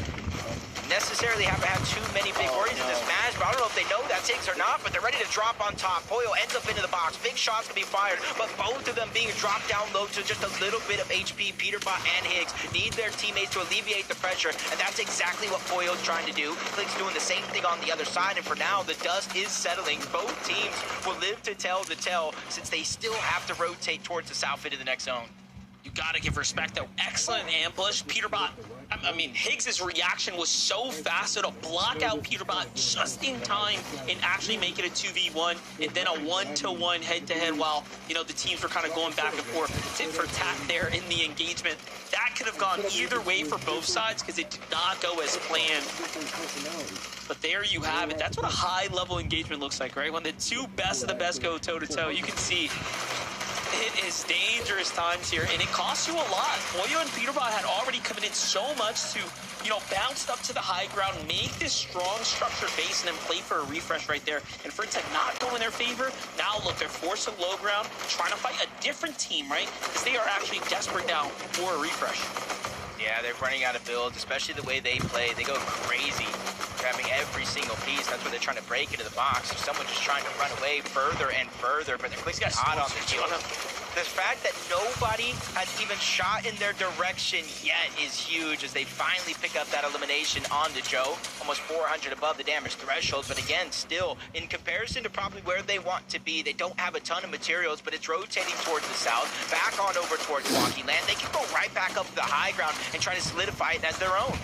We were just talking about Aviv and King and managed to really get their groove going, kind of play into an endgame, and finally they're here, kind of situated now. But look at this, Peterbot, Higgs, Boyo, all going back-to-back now, clashing once again here for the high ground, but Higgs forced to concede it to give it up, but Peterbot's got his number. He's pressuring down. They want to get this finish. They want that fight, but Bugha and Craze are also here in the conversation. They're going to be the last one standing up top, and I don't even think they realize they're the team on high ground, right? All this action happening here, you see, you know, players chasing one another. It's only now they start to recognize, I think, that they're the team on top. Yeah, just got to be careful. I think they're being very, very cautious of the Shockblades, of the Fizz. That could turn the tables in a moment's notice, especially if you get caught off guard. But Higgs and Clix, they survive multiple onslaughts from multiple teams. Here comes another one as Higgs gets dropped down to less than 40 HP, trying to go ahead and maneuver around, waiting for Clix and him to reunite, but it's not slowing down or stopping just yet. Peterbot and Pollo strike again. Down goes Clix. Higgs is trying to survive, quickly gets on out, but he's burning through his materials. No extra heals. He's forced in another solo clutch position. It's crazy. So I'm just trying to think to myself, how do they keep on finding Higgs and Peterbot, right? Like, it's just like they have their number on them. Peterbot, Pollo, they'll bounce it right back in. Yes, sure, they might be low on material, but they're back to being healthy, and this is where they're hunting right now. And the amount of, again, speed of which they're pushing through these players' boxes, they're not giving anyone a chance. They get another one now, and look at the momentum starting to surge in their favor. Now Peterbot has some mats to work with. Make it a little bit more as they catch another team on the outskirts. Peterbot doing Peterbot things here, just taking names and just sending them right back to the lobby. You see them have interest, looking up for a moment, but they decide against it, continuously dropping down below. Higgs stuck by himself, but he's still figuring out a way to make it work. But now he's digging into the HP with the zone overtaking him, forced to fly forward. 2 builds left. Clix, Higgs, they both need a miracle here if they're looking to continue to perform in this game, but he's going from miss to miss, hiding in the shadows until he's finally found out. Yeah, but I'm looking at this outskirts now. You have Noxy here depending or deciding if he wants to possibly play for something big. Meanwhile, Golden and Ozone actually make a play for the high ground. It's going off that terrain, so it's actually a really weird one to play with, but they end up timing it just well enough that they secure the high ground. Peterbot gets knocked there in the side, and it's up to Pollo once again.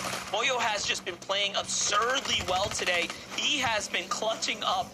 If you counted him out before, usually it's Peterbot we've talked about year in, year out, who puts on these solo performances. But now it's Pollo here today, who is just playing the best that we have ever seen, and it's only a Heats lobby. Yeah, it's just going absolutely crazy. A teaser of what we could see, because over 200 points, Monster. Even in the highest heat, they surpassed that, and he does it yet again, clearing the bottom half of the lobby. It's almost smooth sailing for Golden and Ozone up above, but now one's going to drop, looking to play Disruptor. But you have to be careful. We've seen Siphon play a huge role in players losing heal off throughout the weekend. They cannot make that mistake. Bugha and Craze out of build, but Bugha gets an elimination. Siphon Map's keeping him alive. The Siphon as well, making sure the HB stays relatively healthy for this next play. The only solo in the game, and he makes a play onto Ozone and Golden. The full chop is in, but he finally goes down, but he dealt so much damage to this lobby. That might have been what Golden needed right there. A little refresh to go in and keep him in the game. Cole tries to go up and make a big play, but it's not going to be enough. He gets knocked first. Madden doesn't have health, and Ozone and Golden secure the victory royale there, Jacob. Yeah, it was looking scary for a moment with Bugha going up, cracks the shields, almost drops Ozone down by himself, but he finally gets cleaned up. Golden and Ozone clutch up the game to advance to finals. Zeke, Kelly, Vivid, what do you think of that? It just gets more chaotic every time, doesn't it, Jacob? Every single time, I feel like, it's going to be just a nice, chill, calm game. Nope. Every single time. Shoutouts to Golden and Ozone there. They had height, and thanks to Bugha playing spoiler, running around, suddenly the tempo gets shifted, and on the other side, Golden and Ozone, as long as they're like, hey, we got height, right, Kelly? We got height up here. We can walk away with a win.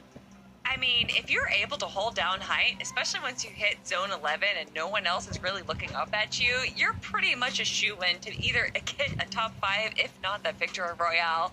And it looked like Ozone and Golden knew exactly what they needed to do in that situation. They saw just how chaotic the mid and low ground was. And so for them, it was all about just playing the high ground as standard as you can, Vivid. Yeah, I mean, there was a couple of chops that came in, but they were able to sustain through them no problem. And Jacob kind of mentioned it, man. I was a little worried. Bugha running around. It's like, man, if he only had like 10 more builds, how much more damage could he have dealt? But yeah, incredible run there for Golden and Ozone. Another one of those games where, yeah, I did mention that a couple of chops came in this later zone, right? Very, very late to the 11th zone and early in the 12th zone.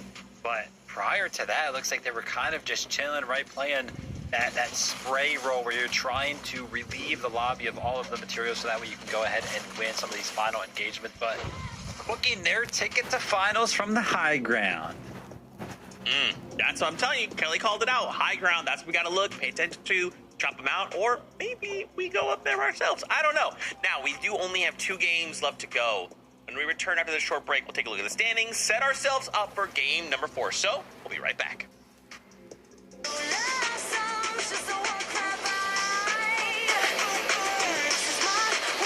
Watch me arrive. Watch me arrive.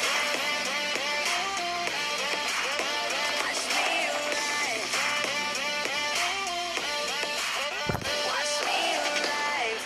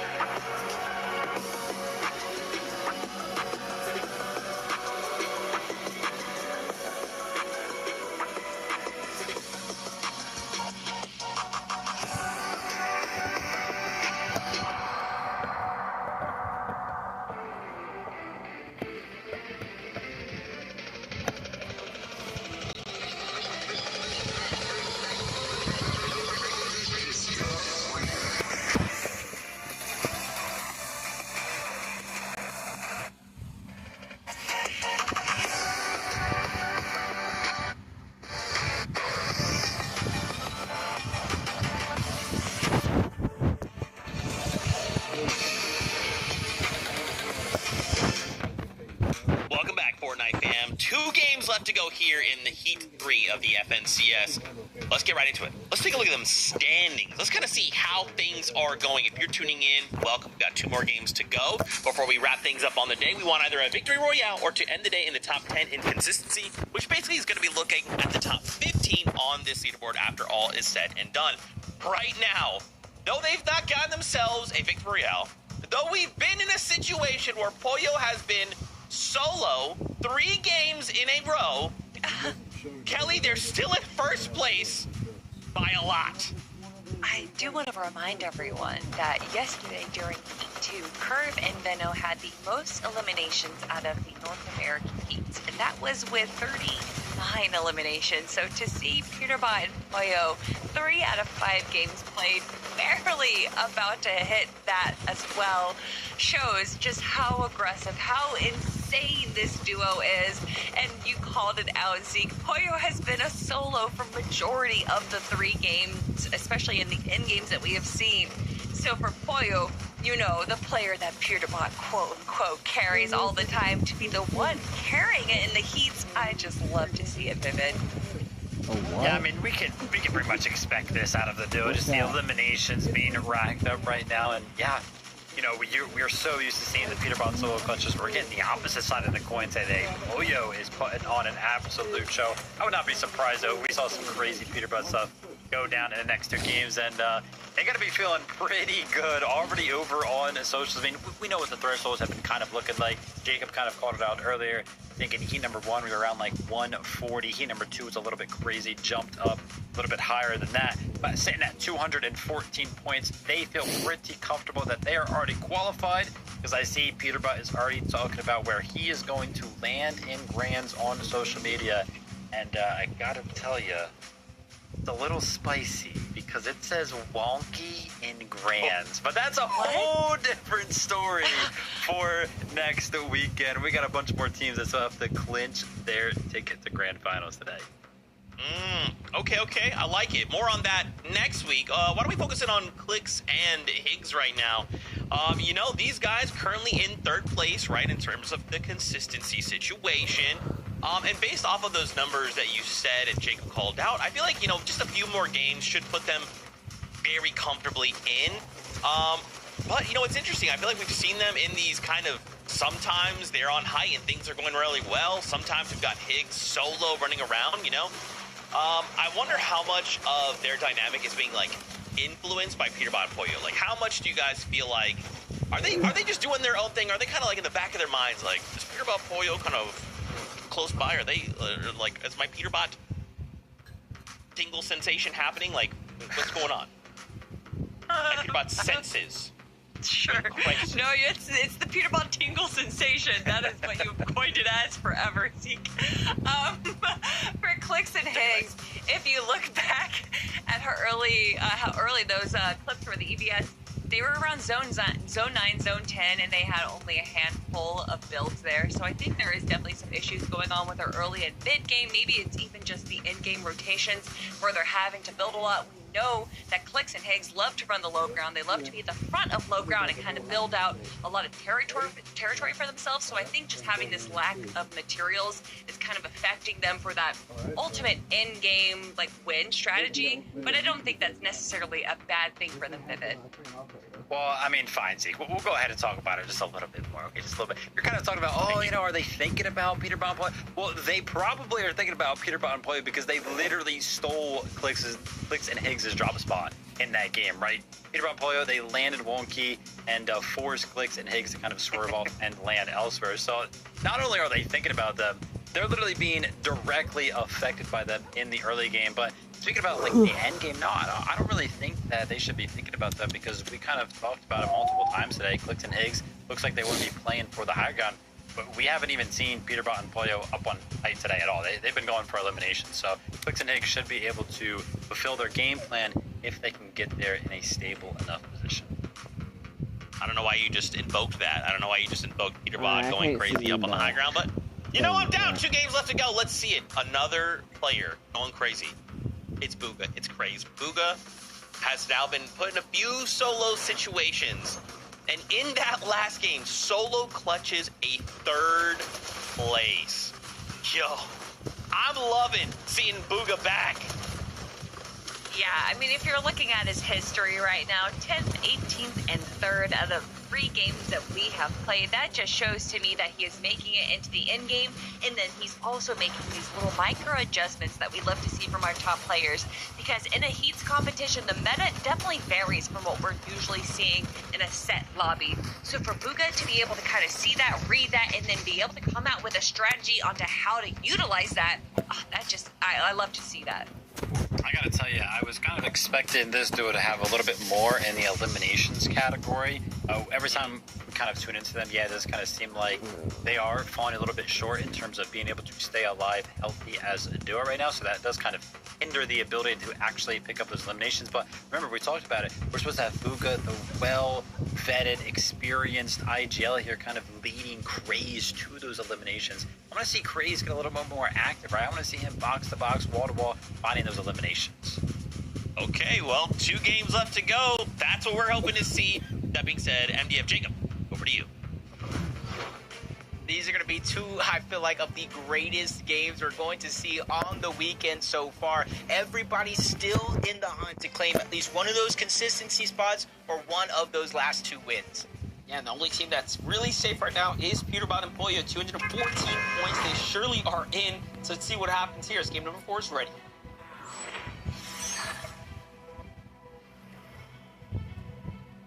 As it stands right now, that point threshold is 103 points. We look back at Heats 1, Heats 2, and almost drastically different, almost a top 8 placing of different in terms of placings to get in that last spot. But as another team qualifies out, another spot has opened up. And it was an uncontested spot as well. It was the north side of Battlewood Boulevard that Golden and Ozone were landing at. So either Bugha and Craze got a lot of loot to themselves, or they got some newcomers dropping nearby. Yeah, I'm definitely thinking that, you know, because Preston was kind of in the vicinity, I mean, it might just be easier for those other teams there. But again, Bugha and Craze have played relatively well, right? When they make it to that end game, I'm sure that third place finish right there is going to be another surge in confidence for them. So go ahead and just stick to the game plan and try to do that again.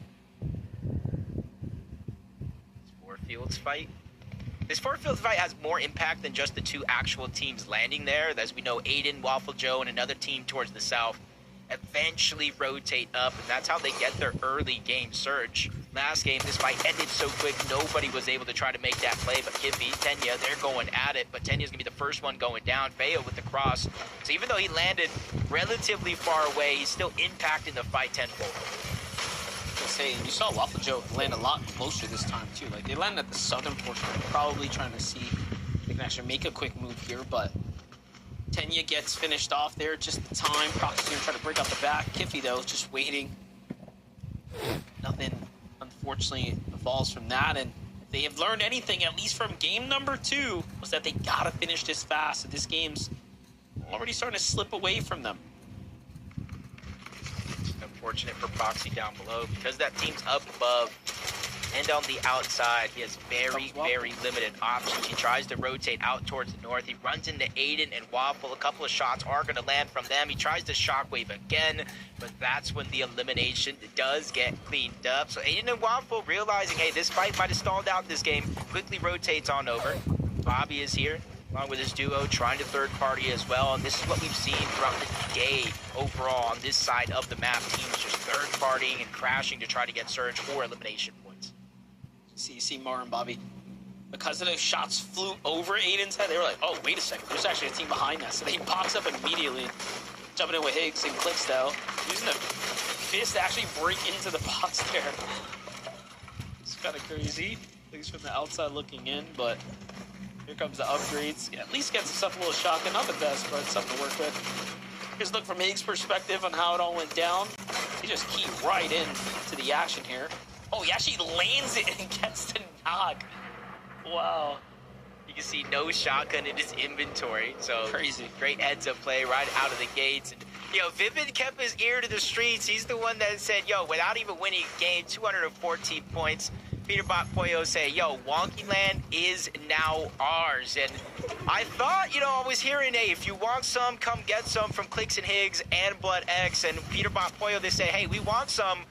But there's nothing to get over here because they disengage, they switch drop spots, and already Clicks and Higgs getting aggressive. So they're using this time here with these last 2 games, or even third if you count the last game as well, to try to get as much practice in a finals lobby as possible. Look what Peterbot and Poyo do, though, right? This is all mind games, really. It's just telling them, hey, even if you get to finals, think about this. Maybe you're taking your drop. All right, it's just one extra thing to have to worry about as far as prep goes, even leading into it. It make all the difference. Bugha Crazy the Battlewood, though. We already knew they had to drop themselves. You can see other teams starting to encroach in on the territory, but again, plenty of space to play with. Even more space now to the north after, of course, Ozone's team wins. Back on over to Aiden and Waffle Joe, though. They end up disengaging, abandoning the fight after finding the proxy elim, and then rotating into the contested side of Moxie's side. Look, there's all their players here, too. Yeah, they're lurking on a team that's lurking on Painted Palms. Just gotta hope they don't get spotted out. Vibes.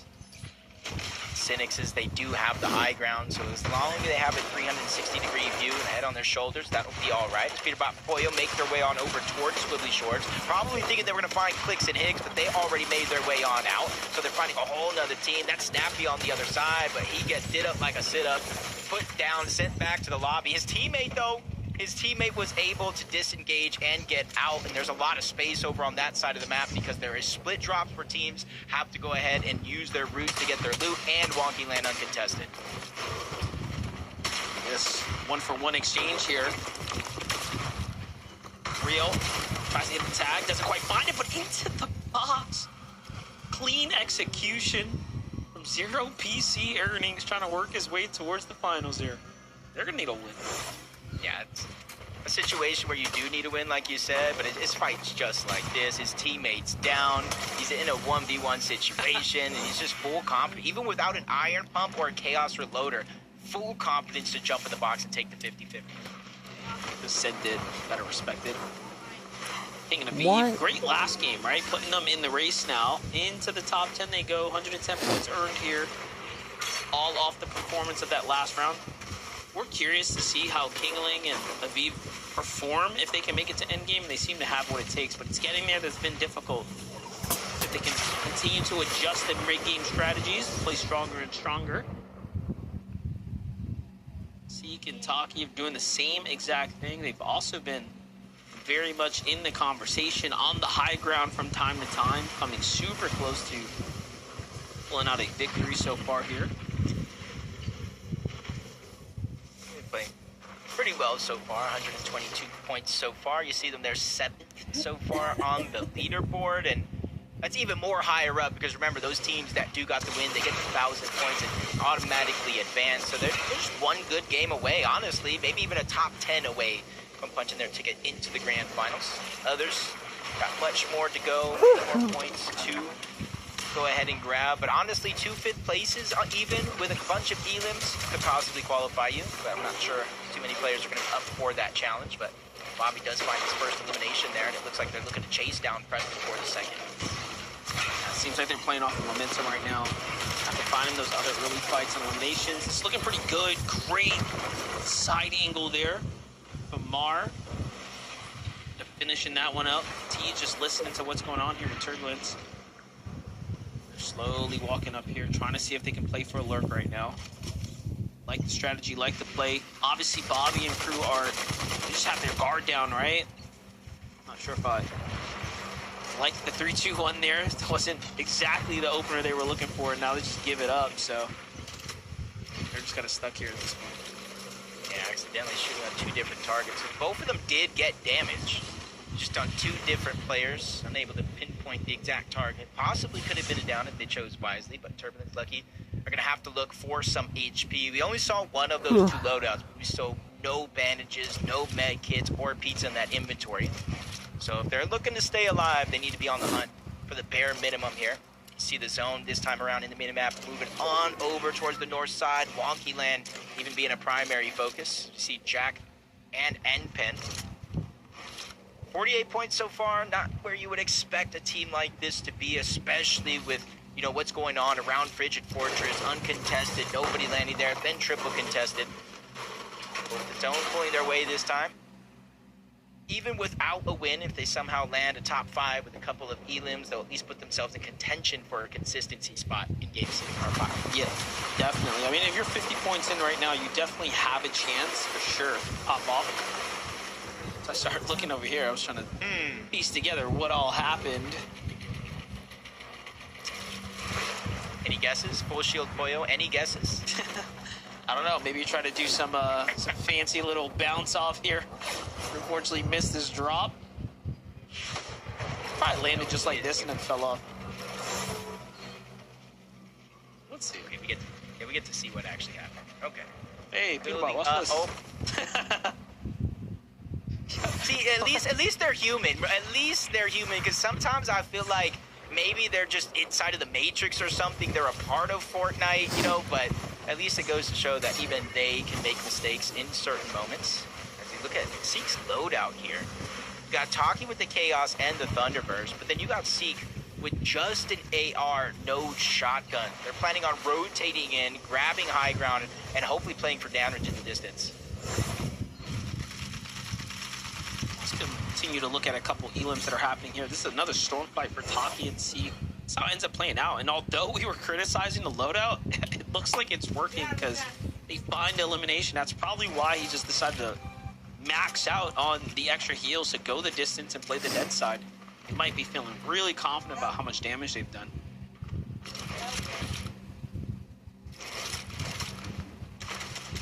Is there an Shu rotating in.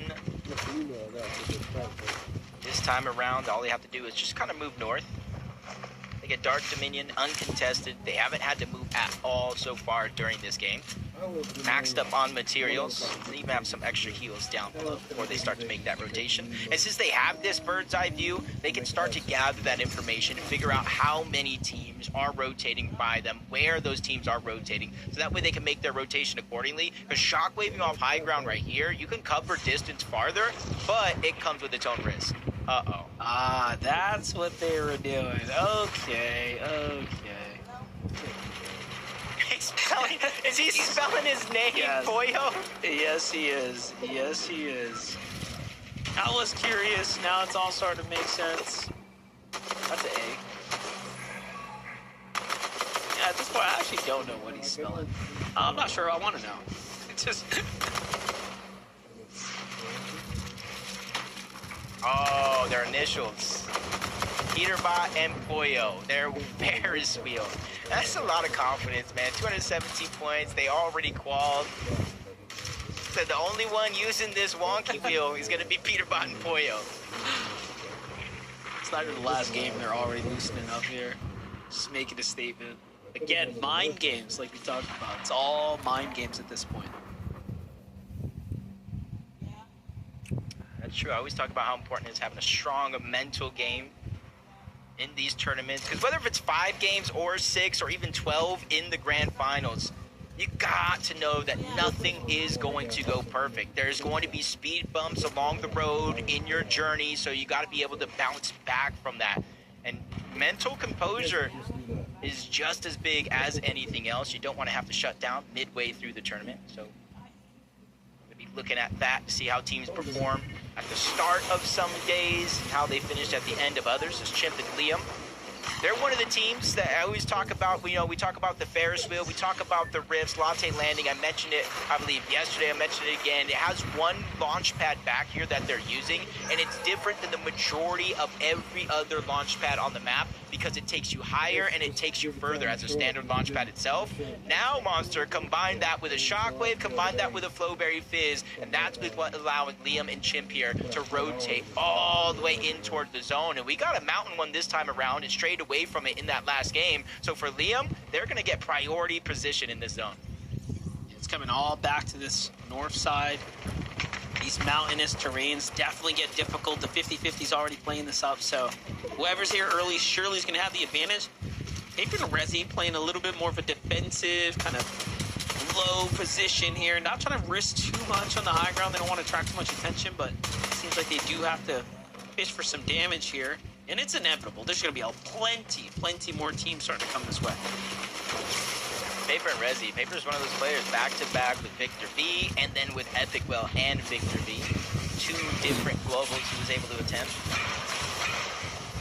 He can make it 3rd by qualifying for final, done to Summit Land, and eventually globals from there. Speedbot and Pollo looking to put pressure on Chance and Tyler. They're already 400 above, and that one definitely turned sideways. Peterbot takes a huge punch to the face, but Chance and Tyler both go down. It's Pollo again. I'm not sure we've ever really given MVPs for a day. I know we did it yesterday or before, but Pollo has to be the MVP of the day. He is.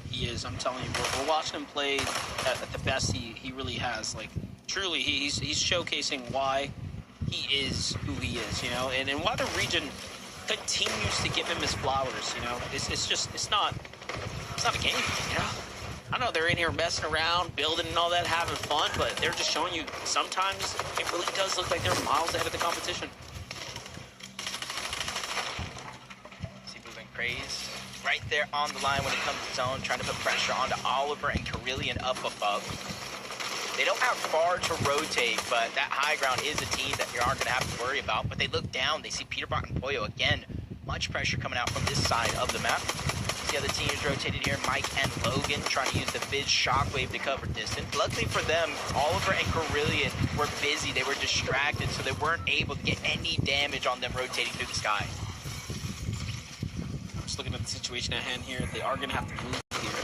Let's see how it ends up kind of playing out for them here. Enpin actually gets, credit, possibly, for an elimination there too, while this is all happening. Oliver Ojito trying to open up some sight lines, but nothing just yet. Take a look at the wider image. See Moxie still alive here in this endgame. Noah plays here to the left. Paper's team still in the running right now. Again, these are the big performances you will have to pull out if you want to get back into the race here for consistency. So Rezi and Paper do have a chance. You know what's really cool about this endgame too, though, Jacob, is that if you play it right, the terrain is so crazy, you can actually win even if you don't, haven't been playing very well today. Like, this can really go any way, and sometimes RNG like this can be very favorable. Yeah, I know Kelly, Vivid, Zeke, they were talking about it a little bit, about teams not necessarily looking up towards high ground in the fashion that I feel like all of us can agree we thought would happen. And so exactly what you're saying, this could be one of the zones to where a team near the bottom of the leaderboard, halfway up the leaderboard, can surprise, get high ground, and clutch out and steal a win away.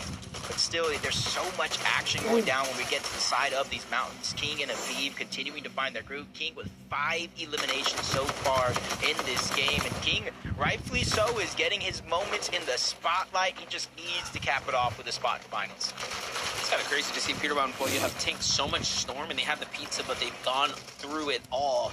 And it did not pay off. Unfortunately, they couldn't get that follow-up refresh or elimination, but they still have a miss to play with here. Still being a little hesitant and, of course, relying on the Siphon instead here. Peterborough's going to be able to at least give up off of that. He wants to push for the finish here. It's going to be on to Moxie. Doesn't matter who it is that's in his path. He wants to get that elimination. Like you said, Moxie goes down. Wolf is going to be stuck by himself. There's just thunder bursting into the box, giving him really no time to react as a solo. Just infinite spray going in. See, it's going a little bit off of this mountain, away from it. More even terrain. I wouldn't say it's flat by any means. You see different mountains and different ranges there in the distance, but it's not as drastic as it was in the north side of that last zone. I just realized too, Peterborough's playing with the click skin, just really putting the salt on the dish here. Bugha in his icon fit, looking pretty solid. We've seen him compete in this one plenty of times, but get back to it. So Peterborough Boyo, after the refresh now, have some high ground positioning. Peterborough from Paper and Rezi here go from the mid layer of that mountain down to the low ground, almost forced near 33 below now, so couldn't quite capitalize on the chaos of the teams rotating from the outskirts. They didn't do enough damage. They've done enough to kind of be there, but now they're forced to fight here in the ultimate low. And this just opens up everything for Peterborough Boyo. We were talking about this gift that the elevation of the Storm can play for you, right? The chaos. However, the experienced teams are also going to get gifted here, because they'll play it best. Yeah, they've already reconnected on multiple different surfaces, but can't expend too many matches. They're going to use the Shockwave, try to get to the front, and immediately build back on up. Trying to be quick, fast, and in a hurry so nobody Shockwaves and steals it away. King and Aviv, they're in the front side of the zone. Paper trying to position in the front side of the zone, and these are all threats to the high ground, whether they have intentions or not. See it. 40 players now, so we're right at the cutoff here. We're back in the safe zone here. This is a big game for Paper. This is the type of fight that they need. I wonder how many points Noah Blaze's team managed to earn so far as well. This might be also their first real endgame here. A lot of teams starting to show up now in the back 2 games. There's a good chunk of teams still here in this competition that can still get in through consistency.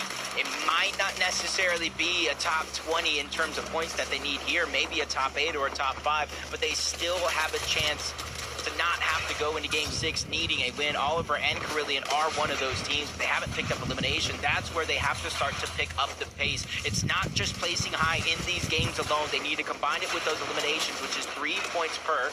But they get to the front side of the zone. They realize opportunities will naturally come as the game progresses. But Bugha and Craze, they're quickly running out of mats. So they're now trying to be proactive and pick up an elimination. Good amount of damage as teams rotating by, but nothing to get the actual elim, to get them the mats. But while all that's going down, Peterborough and Boyo have finally been contested and taken out.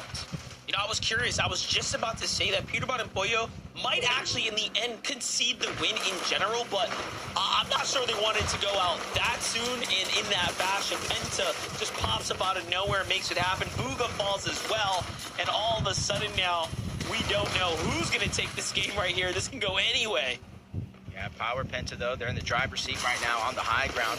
Nobody's really having a chance to look up. You see Aviv and King, one of those teams that might, but they're just going through so much chaos down low on the low ground. Going for more elims here, picking up the Siphon mats. Aviv realizing, hey, I'm running out. The bare minimum is all I really have left. Noah Plays has some, but does not have his teammate. Carbone is going to go down, leaving Noah Plays no choice but to start his heal off early and hope to get a couple more placement points. Plays playing for that heal off. Top 10 now, so it is working. The placement points are starting to come through. Flex and Light. Flex barely holding on there. Oliver OG's in this end game as well. He's managed to go the distance with Carillion here, and they're at 80 points now, Jacob. Okay, so things are starting to get closer and closer now. The teams that needed to jump up and get into the top 8 are starting to do it. The teams that needed to break away and give themselves the cushion, the distance to be there are doing it as well. Aviv and King are two of those teams. Pentas team's another one. And Noah Plays is actually turning online here too as he finds his first Elim in this end game. Yeah, sometimes the first one's the hardest, but it's the most rewarding. The Siphon keeping him alive wasn't really able to pick up all the materials, so he's only down to 7. Somebody else watching him on the other side. King in a similar solo situation, but he's fresh out of build. No choice but to look back, and he gets at least one. The mats is what's most important because he's able to push himself going forward. 2 duos left in this game. 2 solos left in this game, and one of the duos is Oliver OG here, making a chop and a play for the high ground. He reconnects and solidifies it, but he lost Carillion along the way. With one mat as well. Talk about having heart, talk about having confidence, but look at King. King's at 11 eliminations. He has been playing so well right now, but Oliver had too much time to heal. He's 200 HP. No mats though, and that's the difference for a pro here. Anything can go down in this toe-to-toe. The way King has been playing, this is going to be a hard one to beat already with 11 eliminations. Oliver just trying to go ahead and create distance. He has a little bit of HP left. He's hoping and praying the Chug Jug is going to be enough, but Kingaling has so much time left on the zone. That was a mistake by Oliver OG that King is going to capitalize on him, smiling ear to ear because he has just punched his ticket to the FNCS Grand Finals. He did it in great fashion as well. 12 eliminations alongside Aviv. Lost Aviv in the top 10 and still managed to play that so well. I know Oliver's thinking to himself, why did I go back so soon? He would have been better, of course, taking the full-on fight. Well, in the end, Game 4 is now wrapped, Zeke. Yo, I mean, you know what? We called them the big cheese of even the start of this show, and you know, these guys are losing their minds. A solo clutch, 12 elims from Kingaling? What the heck is happening, Kelly? Absolutely insane. We talked about at the start of the show, these kind of veteran players finding these young bloods, these, fragging prowesses, and Kingaling and Aviv picked the perfect duo mate in him. Honestly, there was a moment there where Oliver OG went for high ground, lost Carillion, and that was just the opportunity for Kingaling. He sees someone that was sticking to the low ground, go for high ground. He probably realizes that they don't have that many mats, and this is his opportunity to go on the aggressive. Yeah, Kingaling known for being that creative word, being very, very mechanical. So, like Kelly was mentioning, as soon as that 1v1 came around and I saw that Kingaling still had a couple of builds to work with, I didn't want to count Oliver out, but I was like, man, I feel like this one's going to be a little one-sided. And sure enough, it was Kingaling just, placing all of the builds, making sure all of the control was his, and ends up cleaning it up very, very nicely. A 12 elimination game from King as an individual. This is not a team total. This is an individual count. I can almost guarantee we're going to see some of these highlights from this game in a video somewhere. I know that we were looking at Veno's eliminations for how, the most eliminations we had from a single player, but as far as a single player in a single game goes, Kingaling might take the cake for NAC. Oh my gosh, man. That's the trick, right, Kelly, is you just change, whatever your name is, just change it to King, and you'll just become royalty. That's what I'm taking away from this. So you guys can now call me Zeke King. That's right. That's right. With that being said, though, we are going to go to a short break. When we come back, game number 5. One last opportunity to get a victory royale or to end the day in the top 10. Don't go anywhere. You won't want to miss this final game.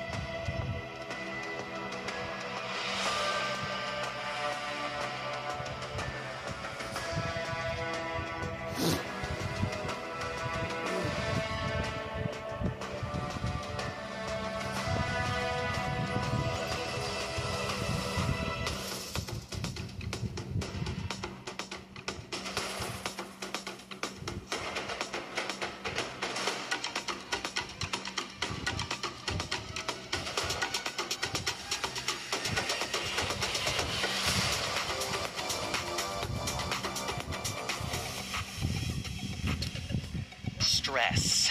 It's what I feel right now, getting ready for the last game out of heat number 3. We need a victory royale or to end in the top 10 if we want to keep the FNCS dream alive, which means not taking it to the LCQ. We don't want to go there. Very difficult there. We need to qualify right here, right now. Let's take a look at the standings, okay? With only a single game left to go, we got to start kind of setting the stage of what could happen, who's on the edge of qualing. Like, there's so much to talk about. Obviously, Peterbot and Poyo, we'll start at the top real fast. This last game, you know, Kelly, Vivid, I think this is the first time officially we've ever seen a duo claim a drop spot live on broadcast. Yeah, that is quite possible with Poyo and Peterbot changing up their drop spots in the middle of heats. I don't know if anyone could have expected it, but also Heat 3 has been a little bit of an uninspected ride. So Poyo and Peterbot kind of just playing things as they see them.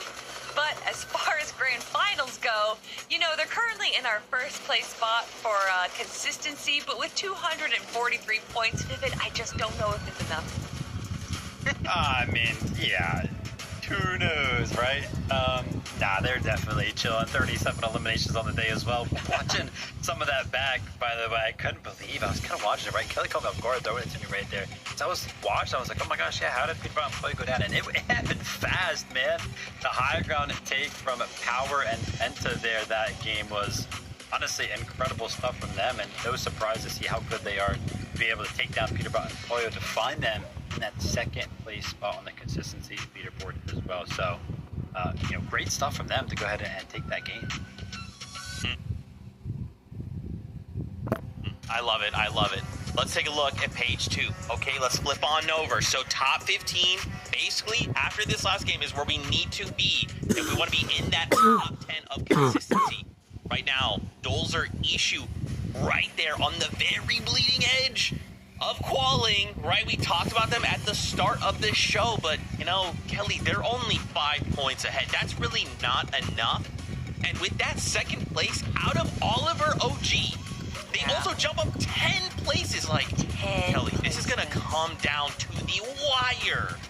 I mean, obviously, a lot of us looking towards Oliver OG, one of the OGs for Fortnite, but also looking at a lot of our other names there. There's still people jumping up so many placements in our leaderboard. This is definitely still not it.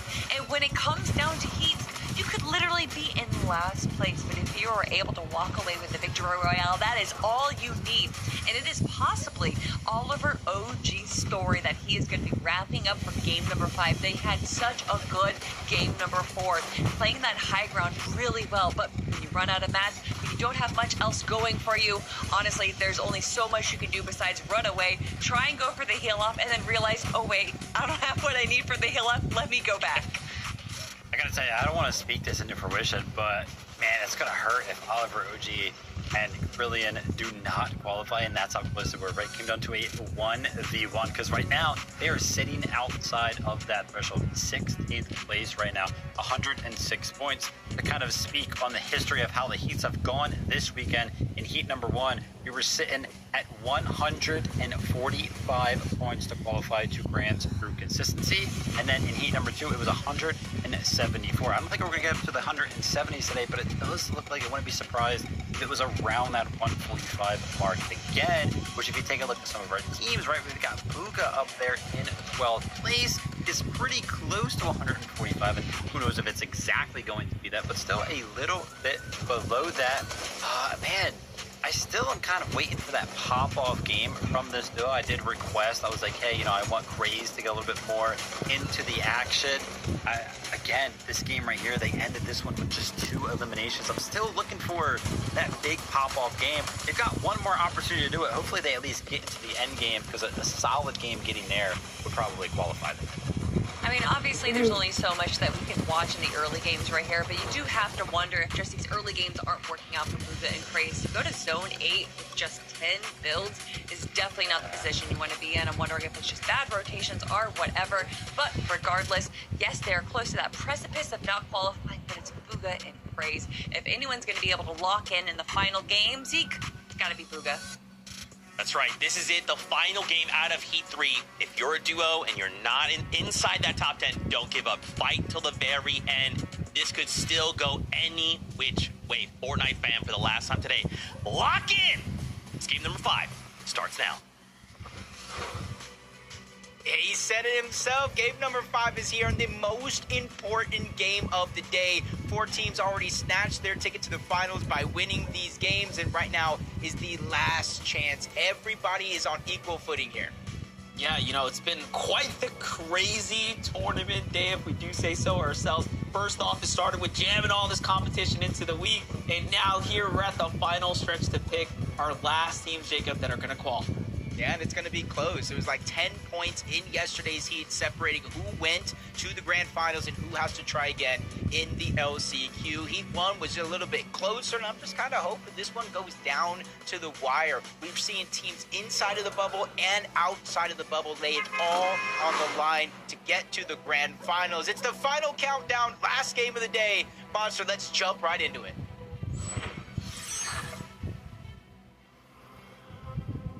Heat 3, Game 5, the last of the evening is now before us. Obviously, we've seen so much develop, especially in the last 5 rounds of Fortnite. However, this game is going to be the most important.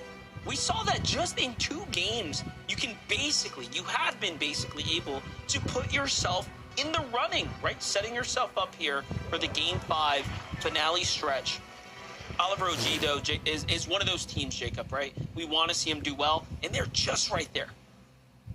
So close by, and again, Clix and Higgs, and this is something Zeke said it himself. For one of the first times ever, we've seen a team not only switch drop spots, but claim a brand new drop spot and literally write their name on it. Clix and Higgs went from Wonky Land to Squibbly Shores to basically a split drop in the middle of nowhere. They're inside of the bubble as of now, Monster, but it's so close. Someone steals attention. Tenya, Proxy, 4 fields. The battle that's been going down all day long. Proxy and Tenya are going to get that early lead, and with this being their last chance to win the game, it's all on Kiffy's shoulders for him and his duo to have any bit of a chance.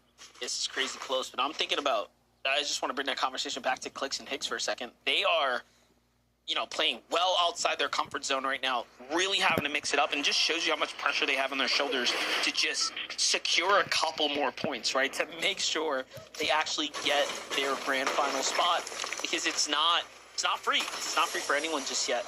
That's how close it is on the standings here. Even for Bugha, they're still having to perform here. Just a couple more points, but again, we've seen how difficult these mid games can be. Especially with how many lurks just like this that we're seeing all over the map, just trying to sneak up on players just like that. Turbulence did not see it coming. Zusto slams him right back to the lobby. Luckily for them, though, his duo was a little bit separated from where he's actually at. You see him in the mini-map there. Even though he is close by, they don't know where he's actually at.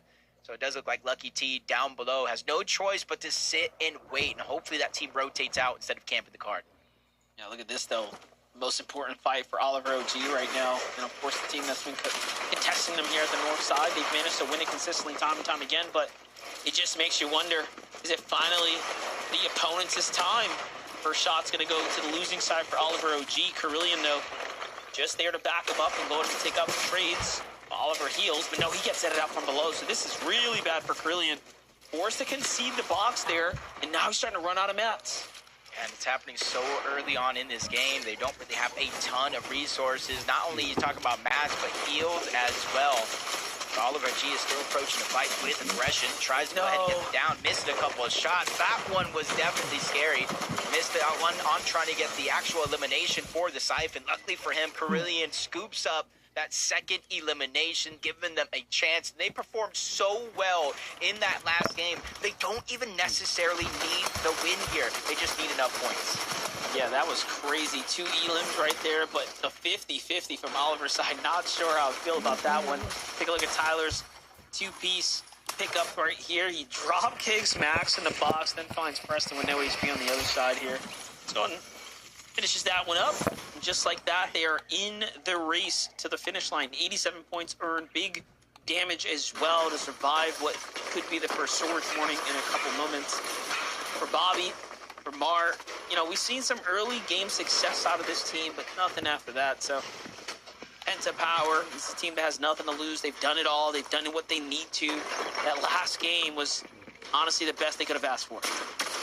And I can honestly respect for Bobby and his duo just trying to contest a better drop because they're actually marked in the beginning of this tournament that we're landing south of Sandy Strip, but that was also contested. So if you're going to fight for a drop, I always think might as well get something for it, but just interesting decision to choose the drop to go against Power and Penta, who all but have their spot secured here in the FNCS Grand Finals, almost playing with nothing to lose, so it's a different type of pressure versus Bobby and his duo are facing right now.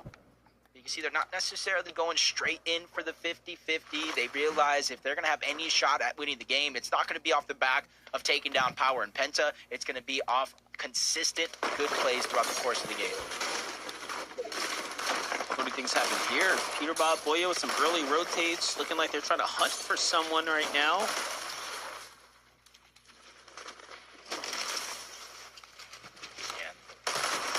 Like he went towards Scribbly, hoping to find Clicks and Higgs yet again. Runs into Noxie and Mason. It's really just unfortunate for Noxie and Mason here. They weren't even the intended targets, but they get taken down, separated from one another.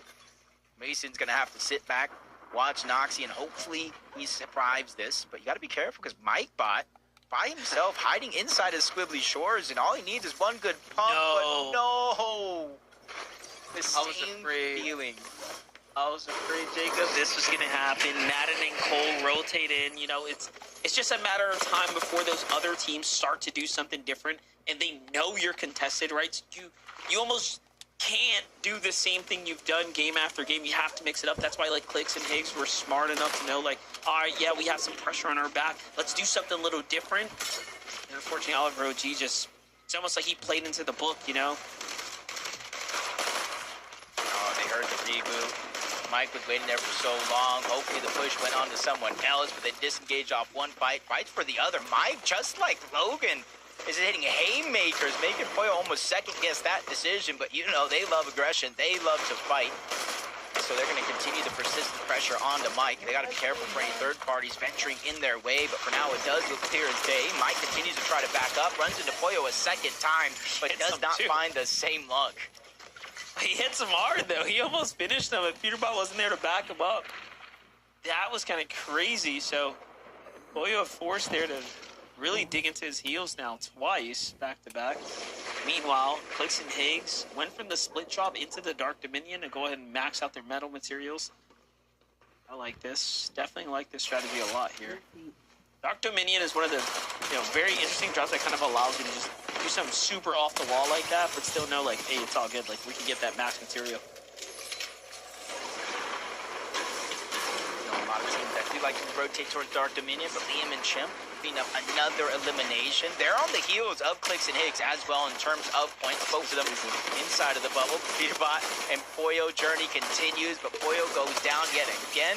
This is time for Peterbot to save the day, return the favor for some of the earlier games and performances that Poyo was having. They're already at 6 eliminations here. This is from absolute craziness. From here on out, any team Peterbot and Boyo pushes, I need to watch the opposite perspective. I need to know what it means for the team on the other side because they are playing with a mission right now. And they have eliminated 3 teams so far. And quite frankly, I can't even tell you if any of those teams were about to qual, but it's over now because Peterbot and Boyo are hunting this last game. Yeah, just literally ending and crushing dreams as it goes on. Insane. Jack and NPen as well, though. They got a much harder journey, but 95 points. I want to say Vivid mentioned about 145, between 170, but it might be on the lower end. About 50 points, so I'm just theory crafting math. So they need close to a win, but depending on how other teams perform, they might be able to get into the second place. Uh-oh. Oh, no. They're getting closer and closer. Higgs, Clicks on the move here. Even they know they probably shouldn't stay still for too long. Clicks goes into the bush. Peterbot checks the bush blindly.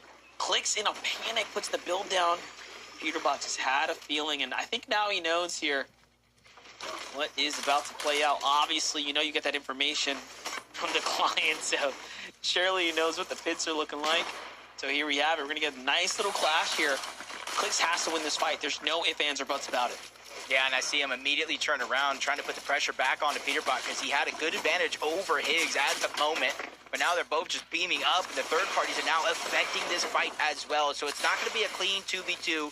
I think anybody would be crazy to think that would be the case, but Peterbot's persistence here. He knows Clix is in danger of not getting in through heats here today and forcing him to try to go through the LCQ. He's not only taking his drop, he's taking his confidence away by continuously putting down that pressure. Higgs, only a sliver of shield missing. It's Clix that needs most of that pressure being put off of him, but he's going to be the one that does go down. But Higgs does a good job of trading it away. 1v1, but Higgs goes down. Poyo wins the fight. Clix and Higgs have just been eliminated in Game 5.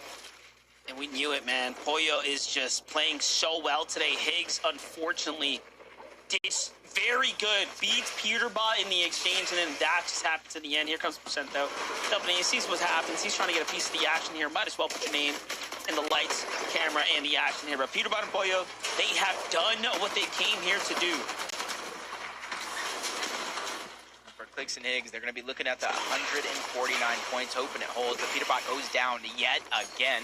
Poyo stuck in a solo clutch situation against Percent and Tragic. 70 points.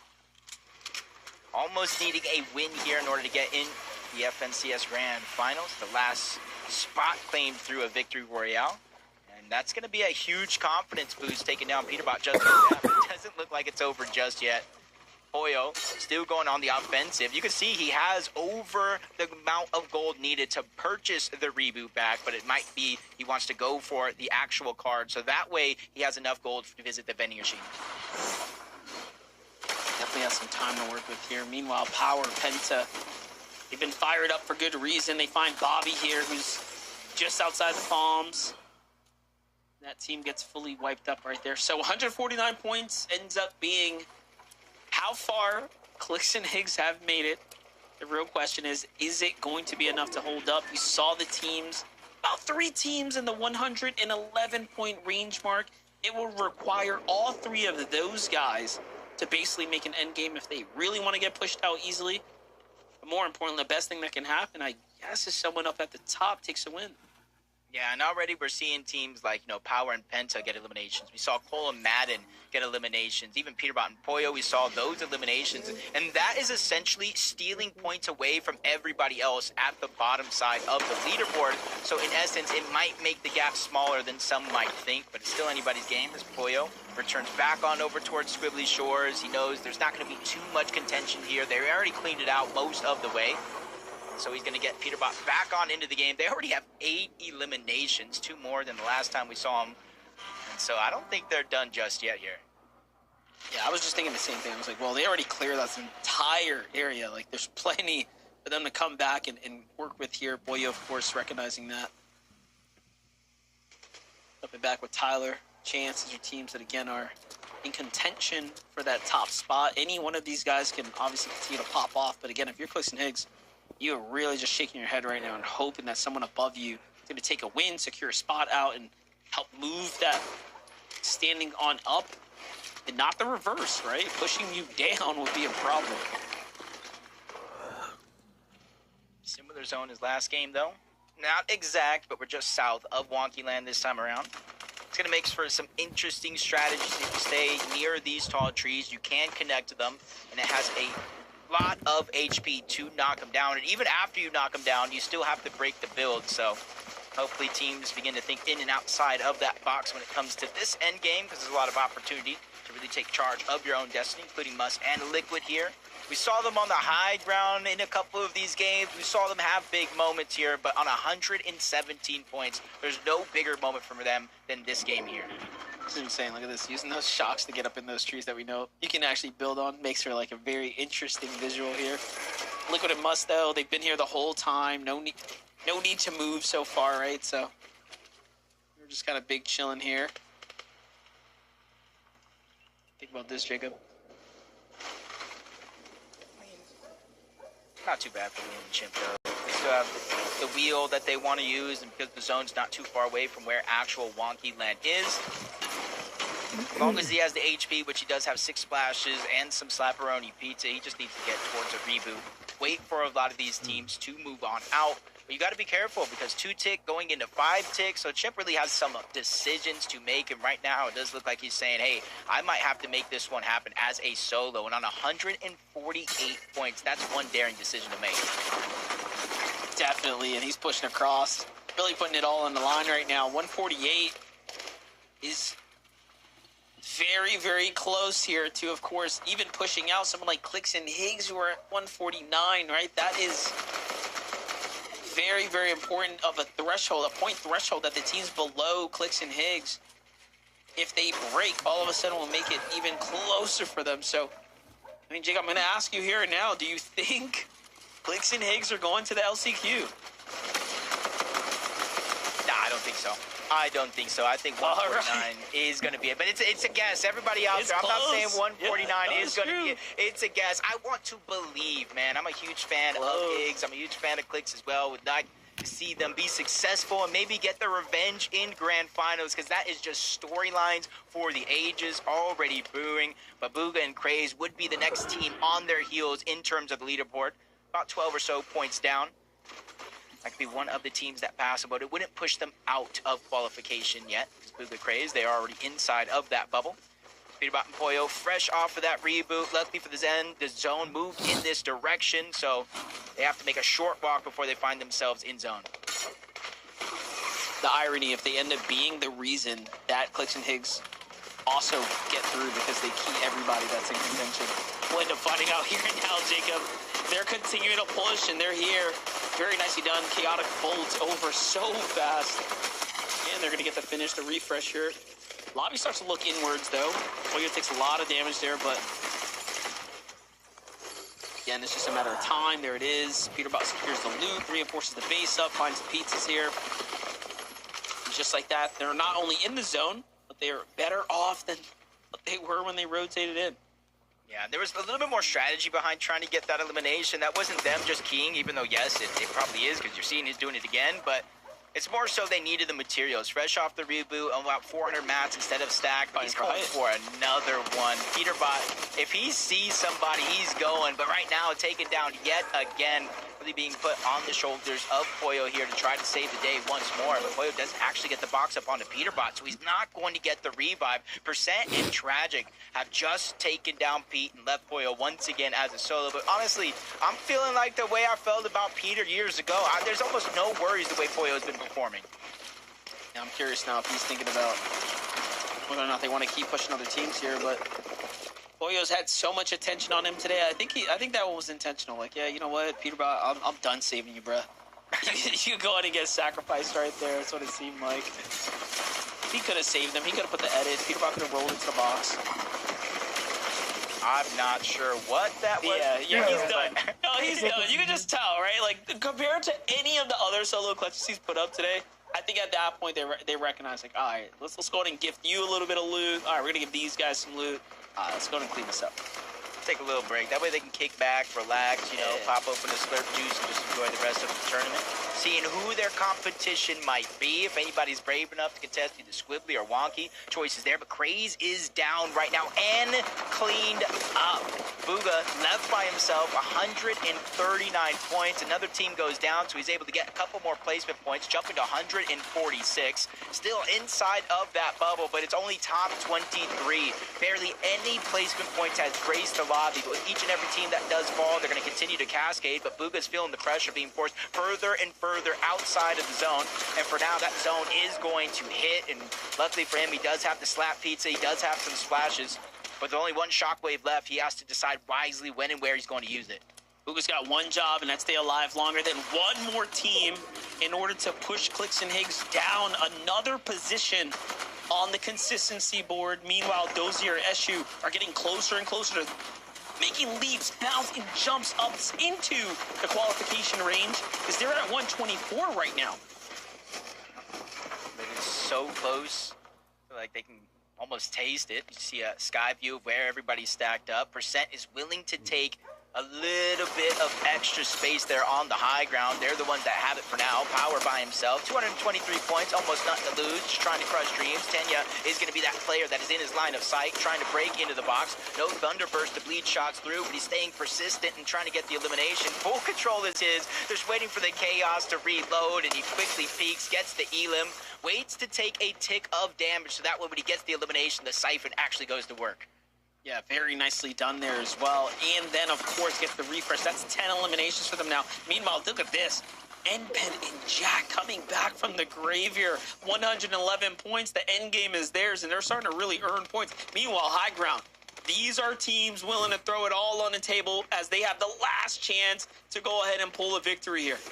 Yeah, Cole and Madden, maybe, playing 4 games out, that's good practice. 5th game, might try to get a win here. And so far, it's working out well. Big elimination on the percent. Cole coming in from the backside of the zone, but he used the shockwave. The Fizz goes too high, too far. Almost gets taken down, but he has a slice in the air, barely holding on. Bugha as well, a much more drastic situation. 1 build left. He has 160 points, so he's starting to build himself a little bit of a cushion here, just in case he does go down, but he lands another big shot onto Proxy across, trying to break into the box, but eventually he's going to have to abandon the play and keep moving forward. Flank comes in, Bugha's still on the run.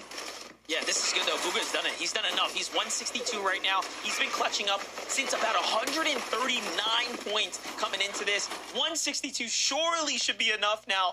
And look at this. Cole and Matt is still in the game right here. That pizza eating in the sky play right there manages to keep them alive. And the more points that they earn, the more they're going to just, again, absorb into the top of the leaderboards right now. For NPen, for Jack, their dream is cut short. For Matrix and Rezi, this is looking all the more close for them right now. It's not looking good here. Paper, they have 8 elims, but they're so in, Jacob. Yeah, we're going to have to see a big performance from Rezi. All the time I'm hearing Rezi's next up. Got to keep an eye on him. This is his chance to really prove it. He's going through so much trying to get out alive. He makes it to the front side of the zone where he has some extra heals, but it's the material that he doesn't have a ton of. And he even tries to farm the tree, but that one gets stolen away. High Ground, Cole and Madden just causing destruction down below. That Slam, that Zypher just trying to survive the onslaught of pressure that they're feeling from up above. But now Dozier and Ishu get taken down. 151 points as Rezi's on their heels. Now look at this, 151 jumps over, 150 now for Rezi, jumps over the bar as well. These are new teams entering into the qualification range now. Aiden and Waffle Joe still have a chance to do it. They can get a couple elims, they can find placement points because Cole on the high ground is just easing up right now. But Slam and Zypher are trying to do it too. This might come down to the win for this low ground team. However, a couple elims, if they can absorb all these points, they might just go through on qualification points alone.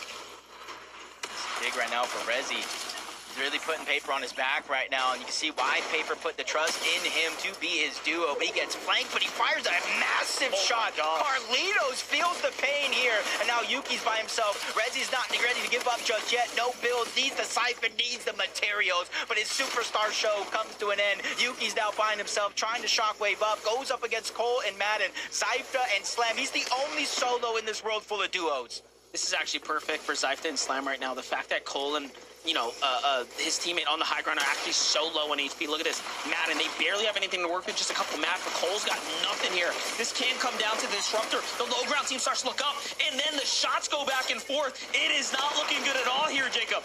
Yeah, Slam and Zypher, they need this win in order to qualify. We saw the point gap get spread so far here, but he gets a big elim on the one. Back-to-back shots by Slam and Zypher. 12 eliminations and a spot in Grand Finals. Game 6 for them. Couldn't have gone any better.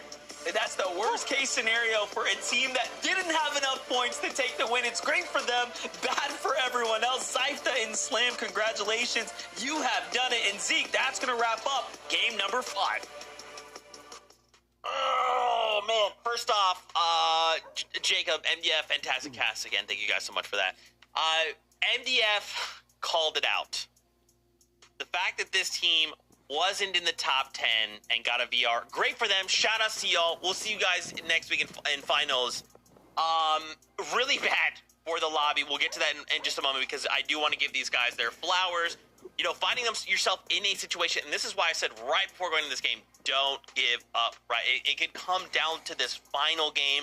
Fortnite does this all the time. Think about Grand Finals, games 12, right? Things like this, you wait out until those final moments, and now Zypher and Slam will be going to finals because they continue to believe, they continue to push, and got themselves that Victor Royale, Kelly. I mean, So Zift and Slam, who we actually have known as Backtalk in previous competitions, I've seen them play in heats. I've seen them play in the open qualifiers, but Vivid loves to bring it up. I'm going to be stealing this spotlight from him. They have yet to compete in a grand finals together. So to see them be able to get the final game of the final heat and claim that victory royale, that is what it is all about, Vivid. I mean, what a way to do it. The clutch factor. You go all the way to all the distance for this one, right? Game 5 of the last heat on NAC. I mean, yeah, sure, you got the last chance qualifier left, but you don't want to go there. They went ahead and they clutched up, and, we were kind of talking about how much they needed that game.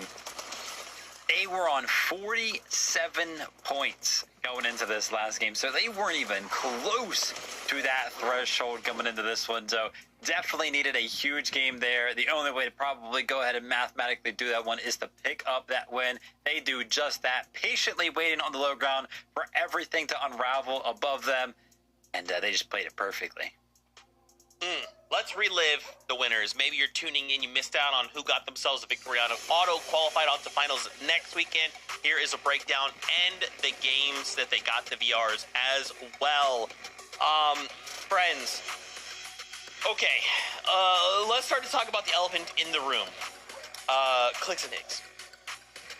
We knew going into that game, 149 points. Okay, they were comfortably in the top 5, comfortably, quote unquote, and fell pretty early in that last game to Peterbot and Pollo. Peterbot and Pollo decided, you know what, it's time. We're hunting down our rivals. We're going to take them out, make sure that they're whatever other points they've earned, no more. We're shutting it down.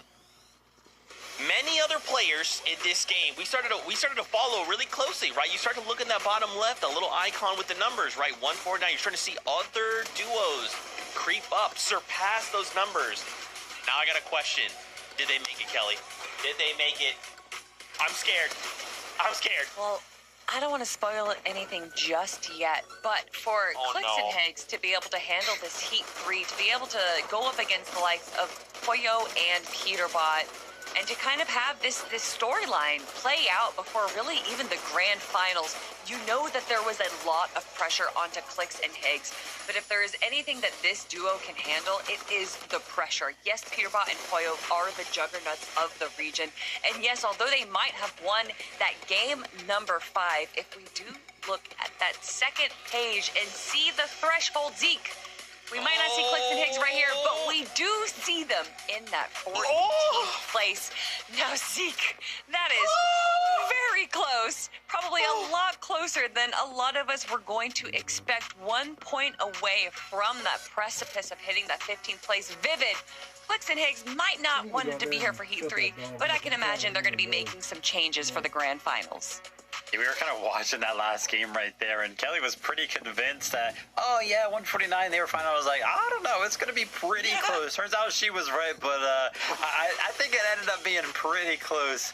But yes, they do qualify to finals. Doesn't matter how you do it, as long as you're going to be there. And we've kind of talked about it. Socials are going crazy. Everybody in the community is kind of realizing what's unfolding for the drop map ahead of those grand finals. So they have a lot to figure out ahead of them in terms of their early game. Probably want to, adjust a couple of things going into some of the late games as well. Maybe some of those mid-game fights. But like I said, in the grand finals, another one of the big teams that we were actually following today, Bugha and Craze. You can see them up there in 11th place. They are through to finals as well, so cool to see that. And I did want to go ahead and give a huge shout out to Paper and Rezi. First of all, Paper, man, he is just always in the mix. He always finds himself qualifying for things, whether it be global championships, whether it be grand finals, right? We kind of don't hear about him, and he just like comes back to the game. But it was all in the back of Rezi, man. An incredible solo clutch, and you actually saw it when we were looking at the standings. They went up 9 positions. They really, really needed a good game, so they got the job done. They went ahead and clutched it up. And as we watch some of the Bugha and Craze highlights from that last game, they also needed to pick up a couple of points to secure their qualification as well. And they did just that. Oh my gosh, man. To think the very next step is the last chance qualifier. Still some names are going to have to take it there and battle it out. And there's only a handful spots there, you know? I mean, look, 26th place, right? Noah W plays. Oliver OG in 22nd. We saw him make a great play there and come out in second place. But, you know, the competition was fierce. And I'm almost kind of like starting to look ahead. Obviously, like with the heats being somewhat chaotic, everyone's kind of split into their own heats. Now we're coming into one heat, right? From all of these different heats. Now we're kind of coming up with a more solidified plan. Hey, you know, everyone in the lobby, you guys have your drop spot, right? Like, they're going to be here. We're going to be here. Now we have to start kind of forming plans, Kelly. It's going to be very different next weekend. And the fact that it's 2 days, crazy.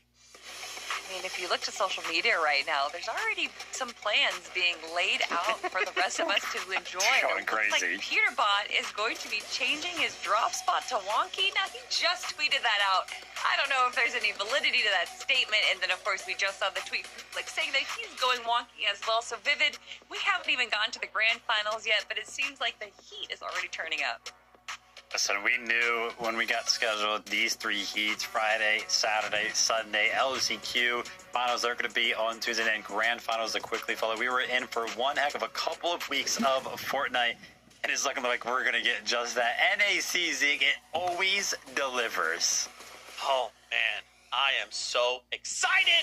What a fantastic weekend of Fortnite. As Vid called out, we will be here for the last chance qualifier on Tuesday, as will EU. So if you had questions, we're telling you right now, we'll be here. Make sure you tune in. Don't get crazy and wicked over there as well. As we start to wrap up, just wanted to say a massive shout out again, MDF and Jacob. These two phenomenal friends right here. Obviously, our friends over in EU, 3 days of Fortnite. Now we look forward to LCQ and then finals next weekend with spots going to the summit all on the line. Fortnite fan, we hope you have had a fantastic weekend. Thanks for hanging out with us and watching some Fortnite and watching us freak out over it. Until LCQ, we love you. Keep yourself safe.